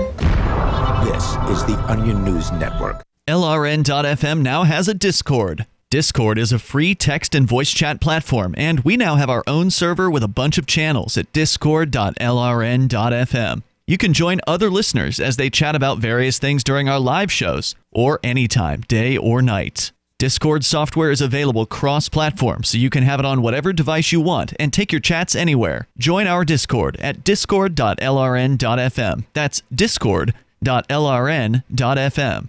So you've signed the Shire Society Declaration and are planning your move to New Hampshire to be around more liberty-oriented people. Next, sign up for the Shire Society Forum at forum.shiresociety.com. There are a bunch of people there who are already in the Shire, and they want to meet you. If you're already in the Shire physically, you should also come by the forums. Remember, not everyone uses Facebook. New people are signing up for the Shire Society Forum every month, so drop in and say hello at forum.shiresociety.com.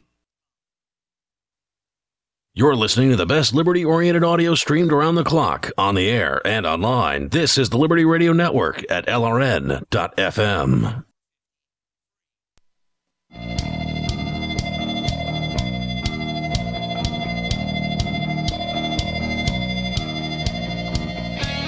It's Free Talk Live. Live Sunday edition here. We'll take your calls and thoughts about whatever you want. Our number is 855-450 free like freedom. That's 855-450-3733 with you tonight. Ian, Rich Paul, and Richie Rich. And don't forget, we've got clips, video clips of Free Talk Live that Eric Freerock has come out of retirement and is making for us. He's actually putting them up on his own YouTube channel, which is called Liberty Bits. You can subscribe easily by going to clips.freetalklive.com, and he's been doing like 2 or 3 clips a day of our show, so it's an easier way to share maybe a segment or two, something we were talking about.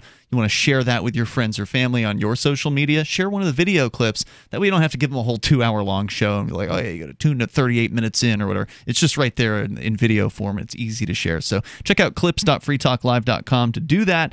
And also, if you're following us on social media, the clips are being auto-posted to our Twitter, our Mastodon, and Telegram channel. So if you want to follow us on Twitter, it's twitter.freetalklive.com. Mastodon is toot.freetalklive.com. That's a decentralized competitor to Twitter. It's very, very cool. And then also telegram.freetalklive.com. So how does Mastodon work? Very well. I guess that's a sufficient answer for this audience. I'll ask you again after the show. It works like Twitter. So if you're familiar with Twitter, it's like that with the hashtags and the @ symbols. Yeah, but Twitter is centralized, so it must work differently to be decentralized. To the user, it works like Twitter. Is it on a blockchain? No, blockchains are inefficient, so you wouldn't want to put it on a blockchain. Well, that's what I was thinking. It's decentralized and federated, which means that there are thousands of servers that can connect to one another. So I'm on the Liberdon server, which is the libertarian server. The default one for Mastodon, made by the Mastodon programmers, is based in Europe, and it's very restrictive as far as its free speech. It doesn't have it, basically. There's no free speech. Well, it can't have it in Germany. Exactly. It's Germany and France, actually. Their regulations are what control the main server. So there's thousands of other servers that you can join, and then each server admin gets to decide who to federate with. So do you want to not federate with the Nazis? Probably a good idea. You can disconnect from them. You can disconnect from the servers that you don't want to be associated with, basically. So each server admin gets to decide their own policies about what's allowed and what's not. And that would filter out the content. So that's more or less the same model that Usenet would use. Yeah, you can look at it that way, except it's much more user-friendly than Usenet. Right. Well, I loved Usenet back in the day. Sure, but you and I were around back in the day when, that was a thing. True. Usenet's still there. You can still get on Usenet. Yeah, but Usenet isn't Usenet anymore when it's not like 90% written by PhDs, What's that? PhD? What is that? PhD. Oh, PhD. I'm sorry. I thought you said PhD. Gotcha. Yeah, I think I stuttered a little bit, but yeah, I was trying to say PhD, and the intellectual content of Usenet went down tubes when Al Gore said he was going to build an information superhighway, and people discovered that the internet had existed since the 60s. Do we need an FTL IRC chat room? We had again? one. I know. It's still there. Okay. For LRN.FM. That's actually what we had before the Discord server. So that still exists, but I don't think anybody's been in it for a long time in any meaningful fashion. It just kind of became a troll zone. Or a Yahoo group. For a while. Yahoo groups. Yeah, that goes back, huh? No, nobody has a Yahoo group anymore. I mean, at least nobody I know is using that. No mailing list? Yeah, there is actually a mailing list. That would be smart. You can sign up for emails from Free Talk Live. We do them on a weekly basis. You can go to freetalklive.com. The email box is right there on the front page of the website. So it's almost as old as cassette tapes. But you know what? If you want to reach people, email's still a good way to do it. That's true. It's still a good way because you're not being moderated by any algorithm on some social media site that wants to not have you reach the people that you want to reach. So let's go back to the phones, to the fun. We got Larry. He's in Charleston, South Carolina, listening to WTMA. Hello, Larry. Yes, sir. Yes. First of all, you both recognize that we are taxed into nearly tax slavery. Sure. I think all three of us recognize that. Yes. Oh, yeah. And, however, one of the things that I've paid a lot of attention to and know quite a bit about is that is the concept of the fair tax, which is I don't know what tax is fair. Yeah, but there is no such thing. Zero. It's a consumption tax, and in the alliteration of the consumption tax. They want to tax people. You might have been at consuming a little bit tonight, huh? Just saying. 23%. 23%. 23% alcohol? Which is Sorry. So, go ahead. Excuse me? Okay, Sorry. don't bust his balls. He's getting there. 23% is a fair tax for consumption. Give me a break here. Okay. I'm sorry. Go Okay. ahead. The idea is they want to charge a 23% tax, and however, I believe that it would be more reasonable to charge a 15% tax, because 15% of our national gross domestic product is $15 trillion. No, it's $20 trillion. And 15% of $20 trillion is $3 trillion, which is the amount of money. I was wondering. Come on, buddies. Don't do me like that. Was that a sound effect? Yeah. Oh, okay. And my I didn't mean numbers, to out you, bro. my numbers are dead on. Look, Larry, I'm here's not what sure. here's what I have to say about the tax that you're referring to. I remember years ago on Free Talk Live, we interviewed one of the so-called fair tax people for like an hour and a half. But we hardly ever do interviews on Free Talk Live, but this was one of the ones we did. And Right. we got into it deep. And of course, the claim is, and they've been pushing this thing for decades now. It's been a couple decades that they've been trying to do something with this, and it's never gone anywhere. But the proposal that they make is that it should be 23 to 29% is usually the higher end that No, sir. they'll mention. Wait, give me a break here. No, I'm not. Hold on. I'm gonna. You brought this thing up, and I'm gonna, explain my opinion at the very least about it, and then you guys are certainly free to weigh in here.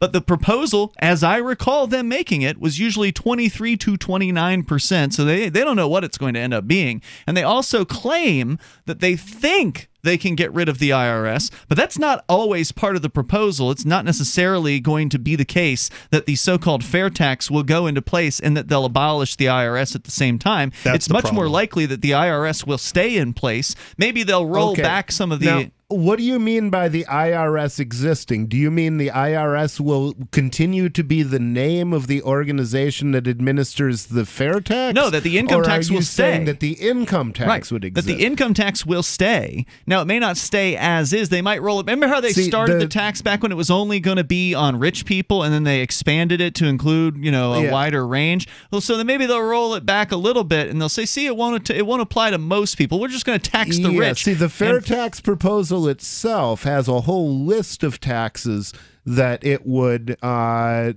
replace. But that's not going to happen. Designed to be that's never going to happen.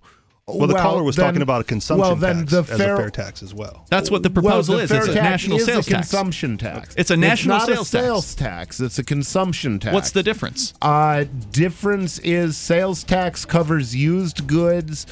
Consumption tax does not. Consumption tax covers services. Sales tax does not. There's more coming up here at 855-450 free 855-450-3733. This is Free Talk Live. We pledge allegiance to one flag, and that flag is the American flag. Did you know the official national American flag has never been manufactured for retail stores? The one that Americans fought and died for. The one symbol that represents our Constitution. Now you can be a part of this great movement that's never been seen before. Together, we'll recapture America. Call 1-877-383-4777 or visit theofficialflag.com. Theofficialflag.com.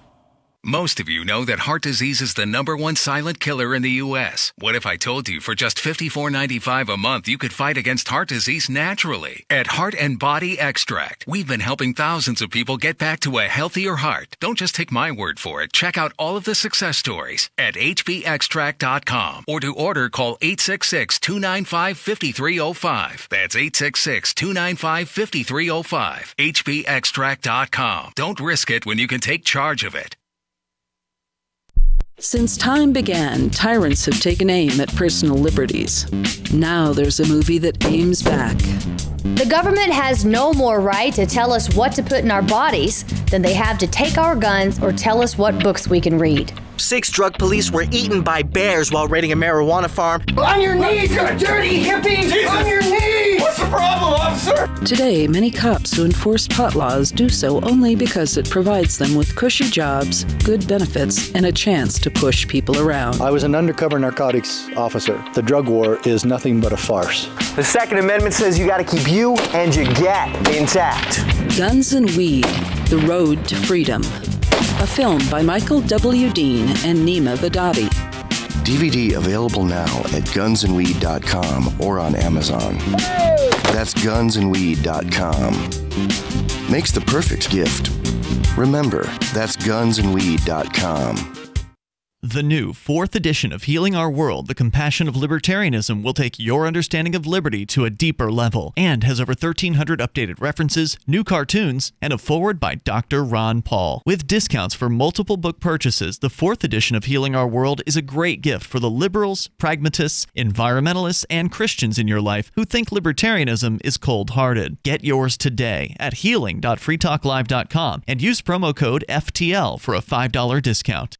The LRN.FM's social media channels have been revamped. We've eliminated Facebook and focused on other platforms like Twitter and Mastodon, the decentralized alternative to Twitter. On our accounts, you'll find posts from multiple LRN.FM show hosts together in one place. Follow us on Twitter at twitter.lrn.fm, or better yet, move to the decentralized Mastodon social media platform at toot.lrn.fm, toot.lrn.fm. I think you'll like it. Hi, I'm Montel Williams. Most of you know me as a talk show host, but I'm also an author, actor, single father of 4, a fitness writer, avid snowboarder, and I'm also a medical marijuana patient. Like many of the million people who are living with multiple sclerosis, I'm in pain every single day. And sometimes my nerves are so raw that if you brushed up against me in an elevator, I'd scream. I can't sleep at night from the pain, and sometimes the spasms in my legs are so intense they will wake me up throughout the night. I've tried the strongest prescription medications available, and I'm going to tell you, they do not work. In fact, they leave me in a stupor, and most of the time, it's impossible to even live your life. Now, I've tried medical marijuana, and I'm going to tell you something, it works. If you'd like more information about medical marijuana, you can contact the Marijuana Policy Project at mpp.org or call 1-877-JOIN-MPP.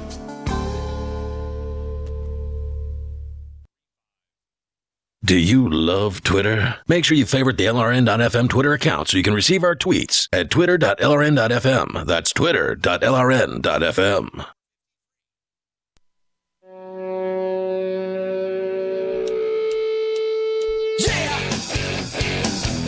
This is Free Talk Live. You can bring up whatever's on your mind by dialing toll-free.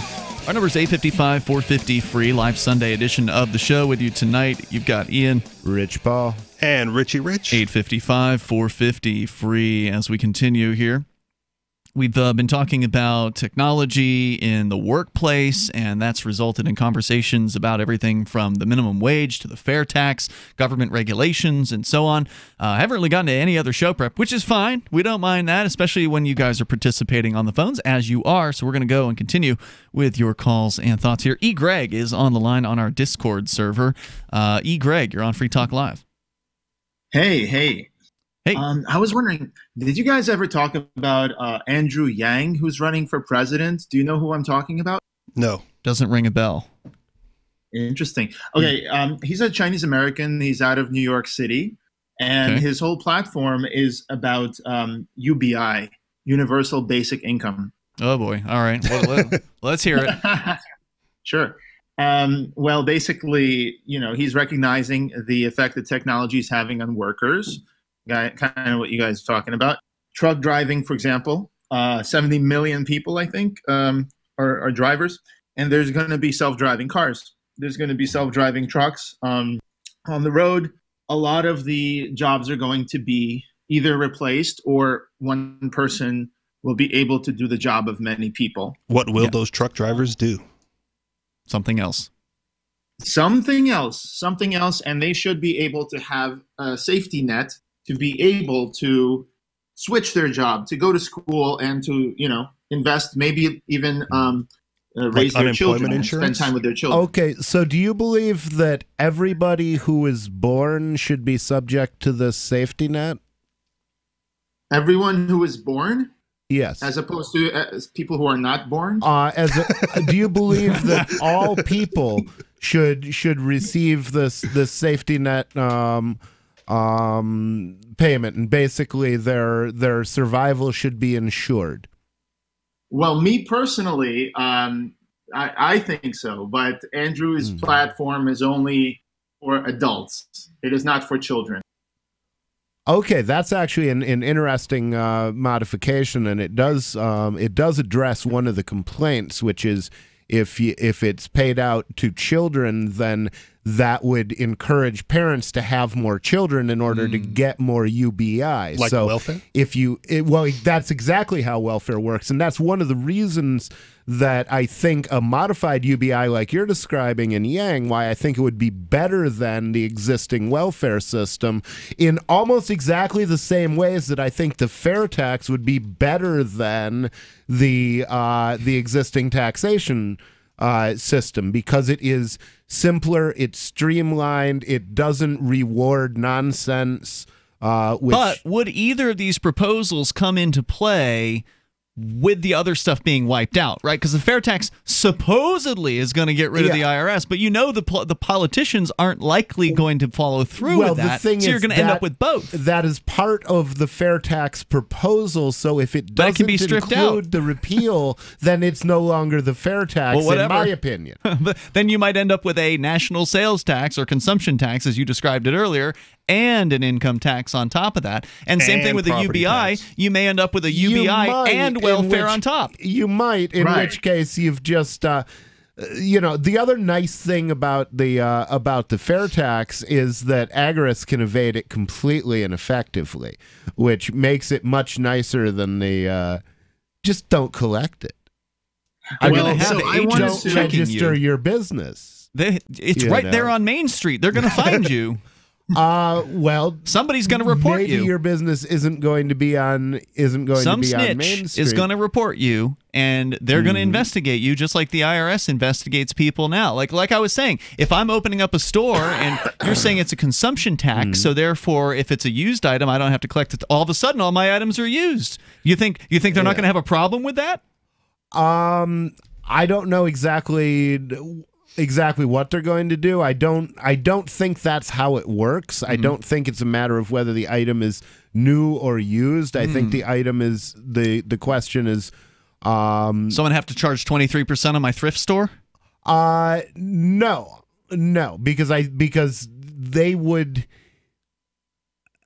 I don't think declaring it used would work, because I think that what they want is that the tax gets paid on every item once.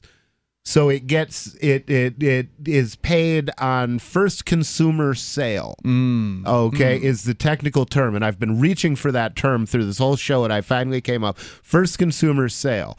So your thrift shop would not be subject to it. When you bought a car new off the lot, that would be subject to it. But when you resold that car, it would not be subject to the fair tax. Correct me if I'm wrong. Does the fair tax, the biggest component of that is a value-added tax on items sold? It's not a value-added tax, and the difference is a value-added tax is paid by every company in the supply chain. Supply chain. So you buy your inputs, you sell your outputs, and you pay your value-added tax on the difference between the value of your inputs and your outputs. And that's not how the fair tax works. But to come back to the UBI, the Universal Basic Income proposal here, that there's various proposals that keep getting made. The fair tax had an element of that as well. If you recall, the fair tax, one of the most egregious portions of it, even if it were put in the way that you had said that they wanted to propose it, Rich, was to say to get rid of the IRS and replace it with this so-called fair tax across the board, this national sales tax. It would also have what they had a term for it, the prebate, where they would basically send out a welfare check to every individual. I got to turn you down there, Greg. It sounds like you're turning up something in the background, so we'll get right back to you. But anyway, so this prebate would go out to every person who was a tax-paying person, essentially, and I don't know if it included children or not, I don't recall that detail, but every single person would get a monthly check from the government, and that's what this UBI proposal is as well, is that everybody gets a monthly check, and there's a serious danger in getting people hooked on government checks like that. Don't you agree? There could be, certainly. Are you asking me or the caller? You. Okay. Rich Paul. There certainly is that danger, and there certainly is a entitlement. It creates an entitlement mentality. It does to some extent, but it's similar to the argument for the flat tax, which is if there's going to be a tax everybody at the same rate, and the fair tax, of course, does have. It is a flat tax. The intention of the prebate and the amount of the prebate, you really have to understand in order to understand why it's there. And the amount of the prebate is the amount that you would pay in taxes if your level of consumption was equal to the poverty level. So that's like your first $18,000 or something, or maybe $12,000. Let's say your first $1,000 a month, because I'm pulling numbers out of my butt, so I might as well pull a round one out. It won't hurt as much. So say your first $1,000 a month. Well, if you spent $1,000 a month and the tax rate was 23%, then you would pay $230 in taxation. So that would be the amount of your prebate would be the $230. I'm glad you explained that, because that's what you're right. That's what their excuse was behind it. But either way, it's still a monthly check that every American would receive from the government, and would create a welfare mentality, an entitlement mentality among far more people than currently exist. I don't know that it would necessarily create that mentality. I don't know that's one of the reasons UBI is a problem. UBI doesn't have to be a problem in concept. The problem with UBI, just like most other things that I take issue with, is where does the funding come from? So let's get back to Greg. We'll let him answer that question coming up here, because I don't know what this guy's proposal is, this Yang, because again, there's a variety of these different variants of UBI proposals. People keep making them. And of course, it's predicated on the idea that somehow automation is going to eliminate jobs, when, as we pointed out earlier, usually just people shift into new careers and new skills. Anyway, more coming up here. We can continue with Greg. Your calls and thoughts welcome in the remaining moments of Free Talk Live, on the way at 8:55, 450 free. It's Free Talk Live. We have some good news. The indictments against Ross Ulbricht in the District of Maryland were dismissed with prejudice, meaning they can never be refiled. This is especially good because those indictments contain the only charge ever made that Ross engaged in murder for hire. This was a serious allegation that Ross Ulbricht denies. It was never prosecuted or ruled on by a jury, but was trumpeted by the federal government and the media as if it were proven fact. The Maryland court held these indictments for almost 5 years, poisoning Ross's case and leaving him under a cloud of unproven allegations. As explained in Ross's appeal to the Supreme Court, the fact that the judge used these allegations to give Ross a draconian sentence of double life without parole violated his Sixth Amendment right to a jury trial. Judges are required to issue sentences based on convictions decided by a jury, not unproven allegations never even charged at trial. Although this is a positive development, the dropped indictment will not set Ross free. Now, a presidential pardon is Ross's only hope of freedom. Sign the petition at freeross.org. freeross.org. Pain in my neck, back, and shoulders has really gotten worse. Relief for body pain is here with Sunny Bay heating pads. Well, the last thing I want is to take another pill, so what's so good about Sunny Bay heating pads? Sunny Bay heating pads, made by Biomed DB Design right here in the USA, come in all sizes. Our extra large microwavable heating pad for back pain is designed to be large enough to cover your entire back. It's also perfect to wrap around your legs, knees, or shoulder and neck. But I need to know they're good quality. Of course, Sunny Bay heating pads and pillows are often an Amazon choice, and it's easy and most affordable when you purchase your Sunny Bay heating pads right from our website, sunshinepillows.com, or call us 253-678-1361. Hey, a Sunny Bay heating pad would make a great gift, right? Yes, and they start at just $19.99 and free shipping is available. So call 253-678-1361 or shop for your Sunny Bay heating pad at sunshinepillows.com. Why did you move to the Shire? I moved here to the Shire because there's other people around who take liberty just as seriously as I do. I moved to the Shire because I saw videos of people challenging authority and thought that I could get support myself. It called to me, like, do this, right now. I wanted to be around people like me who got it, and once I got here, I knew there was nowhere else that I wanted to be. I've always wanted to change the world, so I moved to the Shire to join people who were actually working towards doing the same thing. The people here are awesome, loving, and positive. It was for the adventure and for the feeling of something important is happening here, and I just wanted to come to sort of be part of that. Visit ShireSociety.com to read and sign the Shire Society Declaration and learn the reasons why, if you love liberty, you should immigrate to the Shire. Plus, connect with others via the forum at ShireSociety.com. That's ShireSociety.com. Did you know we've taken our LRN.FM telephone listen line to a new level with the LRN.FM audio on demand line? Now you can call 712-770-8447 anytime and listen to LRN.FM's live feed. And you can listen to a bunch of our original shows on demand. Long distance fees may apply. Just dial 712-770-8447 and choose from the menu. 712-770-8447. Cell 411 is a free app for Android and iOS that replaces government-controlled 911. Cell 411 allows you to preset a group of friends or private organizations to show up at any emergency. Cell 411 is a nightmare for the state because it proves their so-called services aren't needed. Cell 411 has had thousands of installs, and of course it's covered by the BIPCOT no government license. Cell 411 because your friends won't shoot you when you're in trouble. Without the government, who would build the emergency services? You and Cell 411. Get it today at getcell411.com.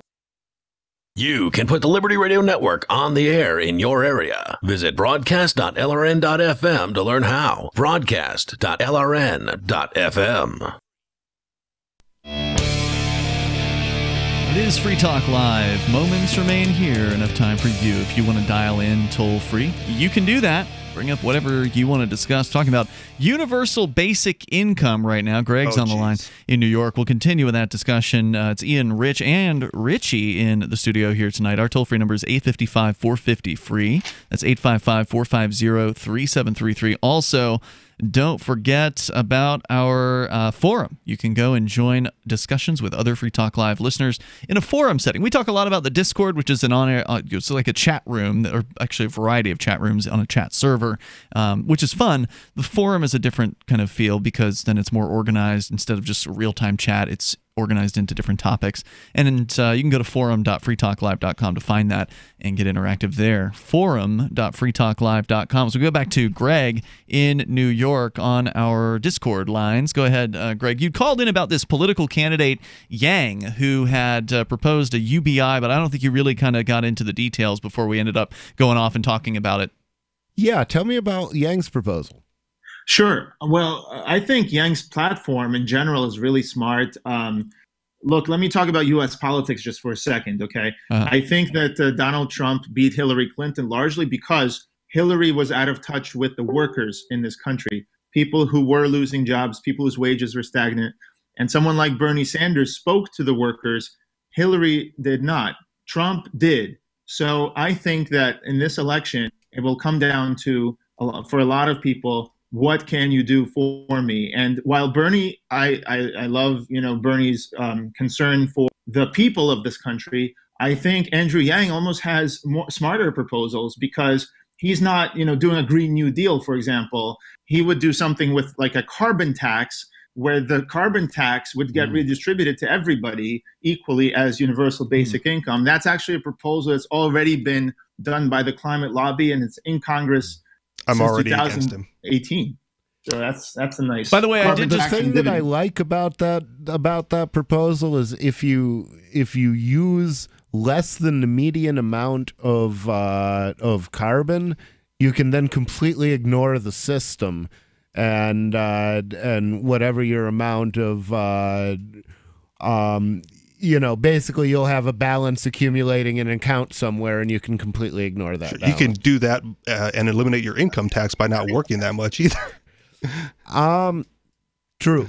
It says here, by the way, I just pulled up Yang 2020's website, and it says, how do we pay for universal basic income? And one of their main proposals here is a value-added tax. So they are proposing, or at least Yang is proposing, a 10% VAT tax, which, as you explained earlier, Rich, hits at every level of production. Every time a thing is sold from producer to wholesaler or supplier to producer to wholesaler, it gets taxed. Yeah, and the other thing is that creates a disadvantage for local suppliers above, say, Chinese producers who aren't paying the value-added tax and don't have to carry that extra cost forward through the supply chain. So I really think that so tariffs on Chinese goods too. That the fair tax would be a better. I mean, if the thing to do if you wanted to go to kind of the extreme of that system would be to have the fair tax plus the universal basic income, which is then an inflated prebate. It's already built in that there is some amount, and yes, that amount could be reduced to could be called could be a UBI as well. What I love about these proposals is that they're all equivalent in some way. Like Milton Friedman talked about a negative tax.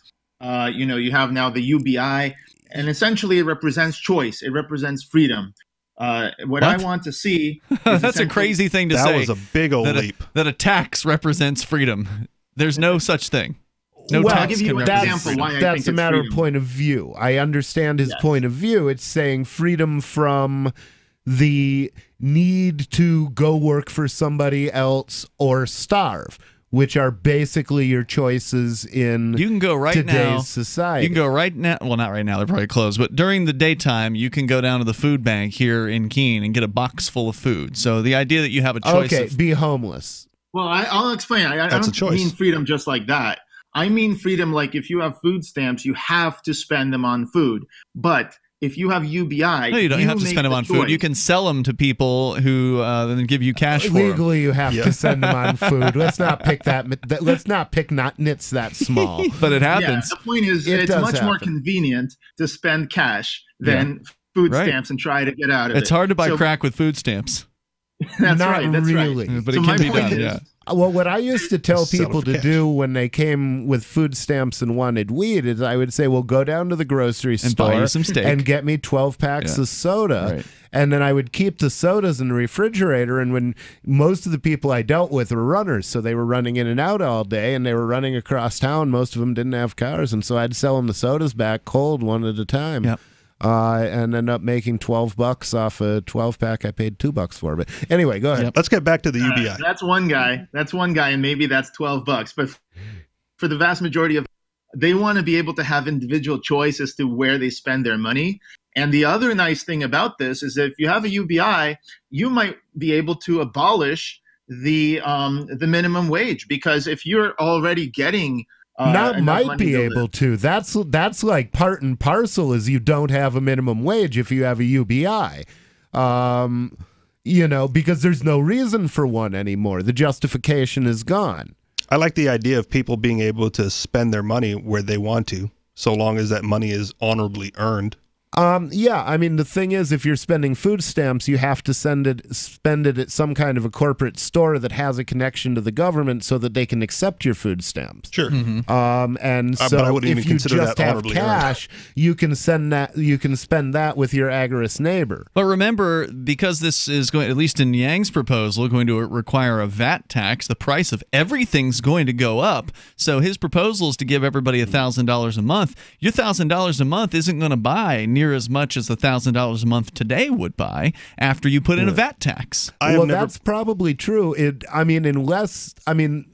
The fair tax would not have that effect because it would be repealing a bunch of other tax, and those taxes get embedded in the price. Well, if it doesn't do that, then no true fair tax would not repeal those things.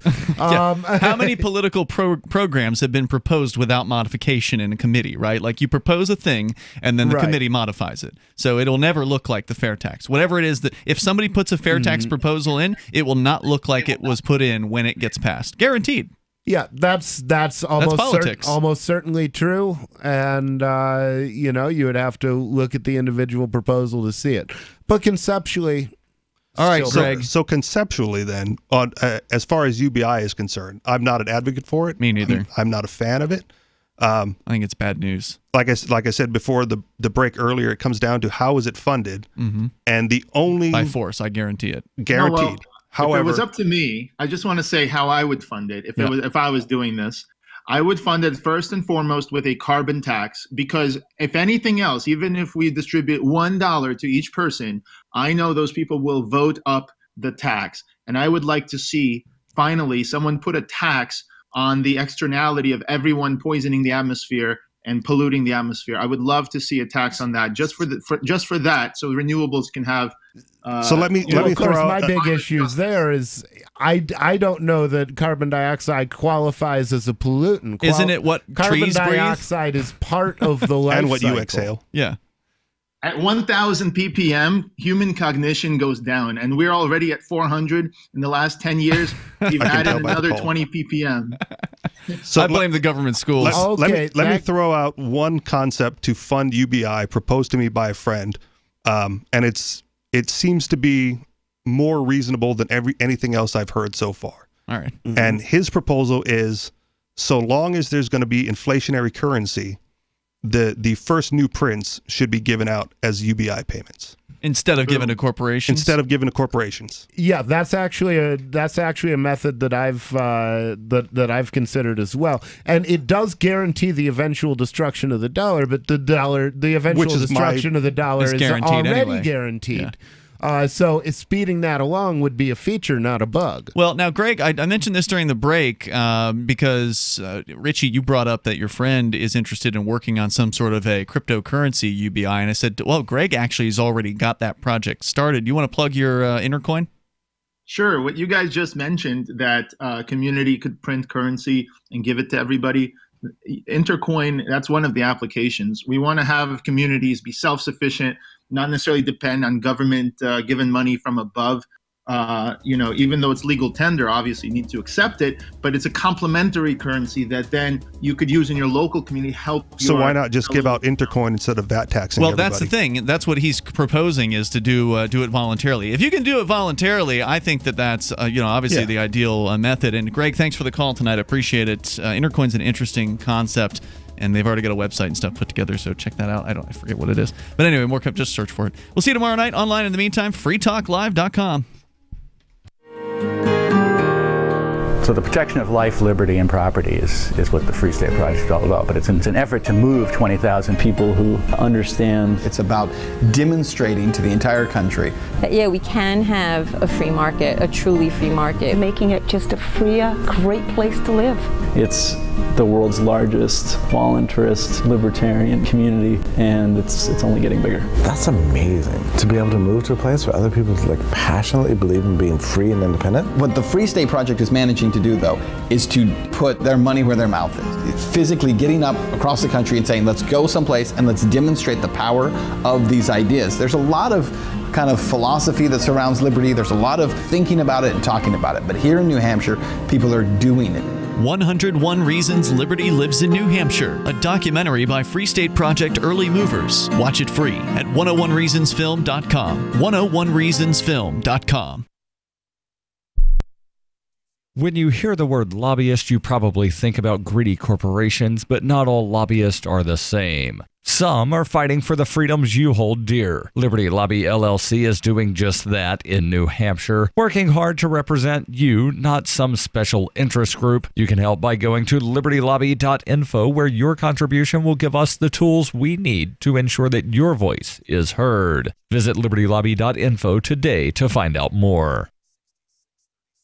If you want to know the latest about Free Talk Live before we go on the air, all you need to decide is how you want it delivered. It's your choice. Visit news.freetalklive.com. You can get emailed announcements and participate in contests via our email updates list. Plus, we have a Twitter account that you can follow and a Facebook page where you can become a fan. So visit news.freetalklive.com to get news about Free Talk Live as soon as it's announced and the way you want it delivered at news.freetalklive.com. That's news.freetalklive.com. This is the Liberty Radio Network, broadcasting the latest liberty-oriented audio content 24 hours a day at LRN.FM. This is the Liberty Beat, your daily source for liberty news and activist updates. Produced in partnership with SNLS News and listeners like you. Online at libertybeat.news and snls.news. I'm Mick Murrow with your weekend edition of the Liberty Beat for the week ending Friday, February 22nd, 2019. Gold opened Friday at $1,326. Silver opened at $15.87. And Bitcoin was trading around $3,942. Today's prices are brought to you by InnoScale. Take off with Managed Cloud. Looking for a safe, secure way to store your important files online? Let InnoScale handle it for you. Their high availability cloud servers are the perfect solution for clients needing one or more secure, scalable servers with built-in hardware failover protection. For details, see them online at innoscale.net. In the news, a federal magistrate on Friday ordered the government to disclose to him and to plaintiffs' attorneys a list of private organizations that receive access to the government's list of known or suspected terrorists. The Associated Press reports that Judge John Anderson issued the ruling at the conclusion of a hearing in U.S. District Court in Alexandria, which he angrily questioned government lawyers about their failure to previously disclose that hundreds of private entities, like universities and hospitals, receive access to the list. The government admitted earlier this month in a court filing that private groups like universities and hospitals receive access to the list, after denying in previous court hearings and depositions that they do. A government lawyer said the oversight was a mistake and there was no intention to deceive. The Council on American Islamic Relations is challenging the watch list's constitutionality. It says innocent Muslims are placed on the list by mistake and suffer numerous consequences as a result. The Liberty Beat is sponsored in part by Bray Botanicals, high-quality kratom and CBD at reasonable prices with excellent customer service. Bray Botanicals is activist-owned and mission-driven, fighting for your right to consume plant-based medicine and natural remedies. Find out more at mybraybotanicals.com. And right now, Liberty Beat listeners can save 10% by using promo code SNLS at checkout. This is the weekend edition of the Liberty Beat for the week ending Friday, February 22nd, 2019. Your news now continues. As the world increasingly turns toward automation, science fiction is fast becoming a reality as automated solutions spring up both on the battlefield and in civilian life. Activist Post reports that in the southwestern Indian state of Kerala, a new type of police officer has been sworn in. It's a robot cop going by the name KP Bot. The KP Bot has already attained the rank of sub-inspector, and according to India Today, already knows how to practice a perfect salute. The KP Bot is part of a push to integrate robots into the police force, which was announced last year by the state police chief at the Cocoon Cyber Conference, according to India Today. However, the KP Bot isn't quite ready to man a black and white or engage in beat cop activities. The female-featured robot will be restricted to the traditionally gendered occupational role of receptionist. U.S. government-sponsored student loan debt has become an escalating problem for the finances of many American households. Activist Post reports that the latest household debt report from the New York branch of the Federal Reserve indicates that Americans collectively owed $1.46 trillion in student loans at the end of 2018. That's more than any other category of non-housing related debt. Worse, the percentage of student loan debt that's in serious delinquency, where no debt payments have been made for at least 90 days or longer, has remained stuck within a range between 10.7% and 11.8% of the total borrowed since 2012. That's the highest of all forms of household debt.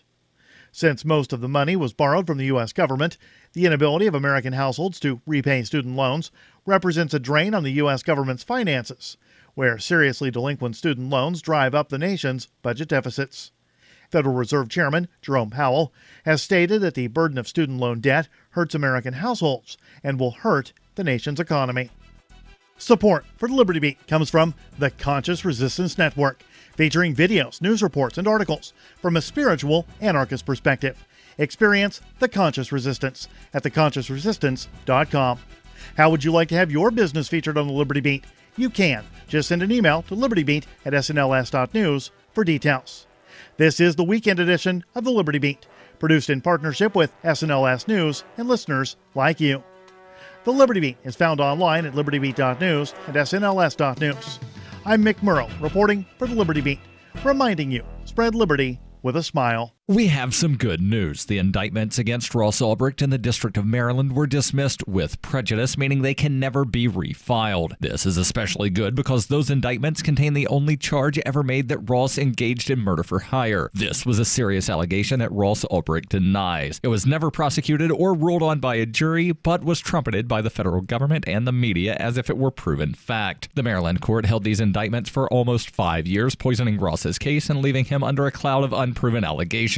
As explained in Ross's appeal to the Supreme Court, the fact that the judge used these allegations to give Ross a draconian sentence of double life without parole violated his Sixth Amendment right to a jury trial. Judges are required to issue sentences based on convictions decided by a jury, not unproven allegations never even charged at trial. Although this is a positive development, the dropped indictment will not set Ross free. Now, a presidential pardon is Ross's only hope of freedom. Sign the petition at freeross.org. freeross.org. Did you know we've taken our LRN.FM telephone listen line to a new level with the LRN.FM audio on demand line? Now you can call 712-770-8447 anytime and listen to LRN.FM's live feed. And you can listen to a bunch of our original shows on demand. Long distance fees may apply. Just dial 712-770-8447 and choose from the menu. 712-770-8447.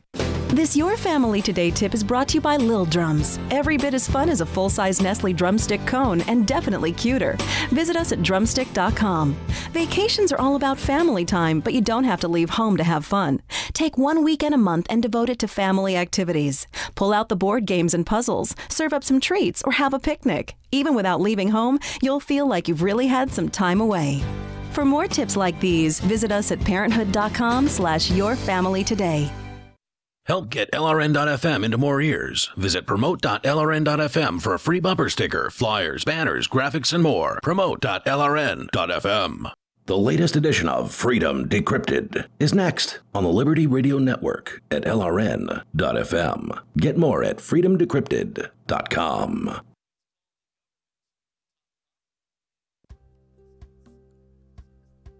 Freedom Decrypted is sponsored by Think Penguin and Liberty Minded.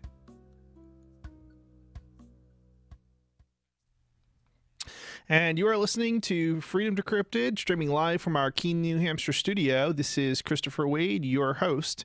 And unfortunately, I have some bad news this week. Johnson has decided to leave the show, but we'll see if we can't bring in a new co-host. I don't know who that might be yet, but we've got lots of techie people here in Keene, New Hampshire. So hopefully, next week maybe we'll have somebody else on. So this week is an interesting week, as every week is an interesting week, I suppose. But there's a bunch of interesting stories. Before I go on about what's coming up here, I do want to bring up the phone number. If you want to call into the show, you can do that if you're listening live. The number here is 1-866-703-2989. Again, the number is 1-866-703-2989. As always, if you're not listening live, so if you're listening on the radio, you're not listening live. If you're listening on LRN.FM, you're not listening live. You basically have to be at freedomdecrypted.com on a Saturday from 5 o'clock. Starting at 5, we start streaming. We go live. So if you're listening now, call into the show and you'll be able to get on the air live. And that might be actual radio too. And satellite. I forgot about satellite. This show, it does air on satellite as well. So what do we have today? So the first story is from Ars Technica, and I got bad news, people. The Europeans have approved a controversial new copyright law, and that's coming up. And then I've got a story on privacy. This is from The Verge. A privacy advocate being held at gunpoint after a license plate reader database mistake. And there's a lawsuit going on with that. And we also have a story from the the court system in the U.S. Potential abuse prompts U.S. court to reevaluate treatment of piracy cases. Stories from Tort and Freak. And then we've got another story about academics issue emergency statement over Japan's proposed download law. There's going to be a lot of stories from Tort and Freak today, just because it just so happens that, and this is it's kind of unfortunate, but most of the stories actually this week are mostly, unfortunately, copyright piracy stories rather than, I mean, most of these are like tech stories in a loose use of the word, but it's, yeah, and I'm not gonna continue on with that. We do have another story. I will bring this. I did promise on Free Talk Live, which is another show that I co-host on Fridays at 7 to 10. I did promise those who were listening in, because we didn't get to this story, that if you listened into Freedom Decrypted, I would go ahead and cover it on this show. So the story is House bill requires pornography. Actually, this is not the story that I promised, but this is another one I'm going to get to, hopefully. House bill requires pornography filter on all phones and computers purchased in Kansas. And let's see here. This is the one I promised. Okay. So no link between violent video games and increased aggression in teens, study finds. So we'll get to that in a little bit later in the show. All right. So let's see. What do we have here? So the first story is the one from Ars Technica. We're covering the government approval of a controversial new copyright law. Controversial overhaul of Europeans' copyright laws overcame a key hurdle on Wednesday as a majority of European governments signaled support for the deal. This is bad news. This sets the stage for a pivotal vote by European Parliament that's expected to occur in March or April. Supporters of the legislation portray it as benign overhaul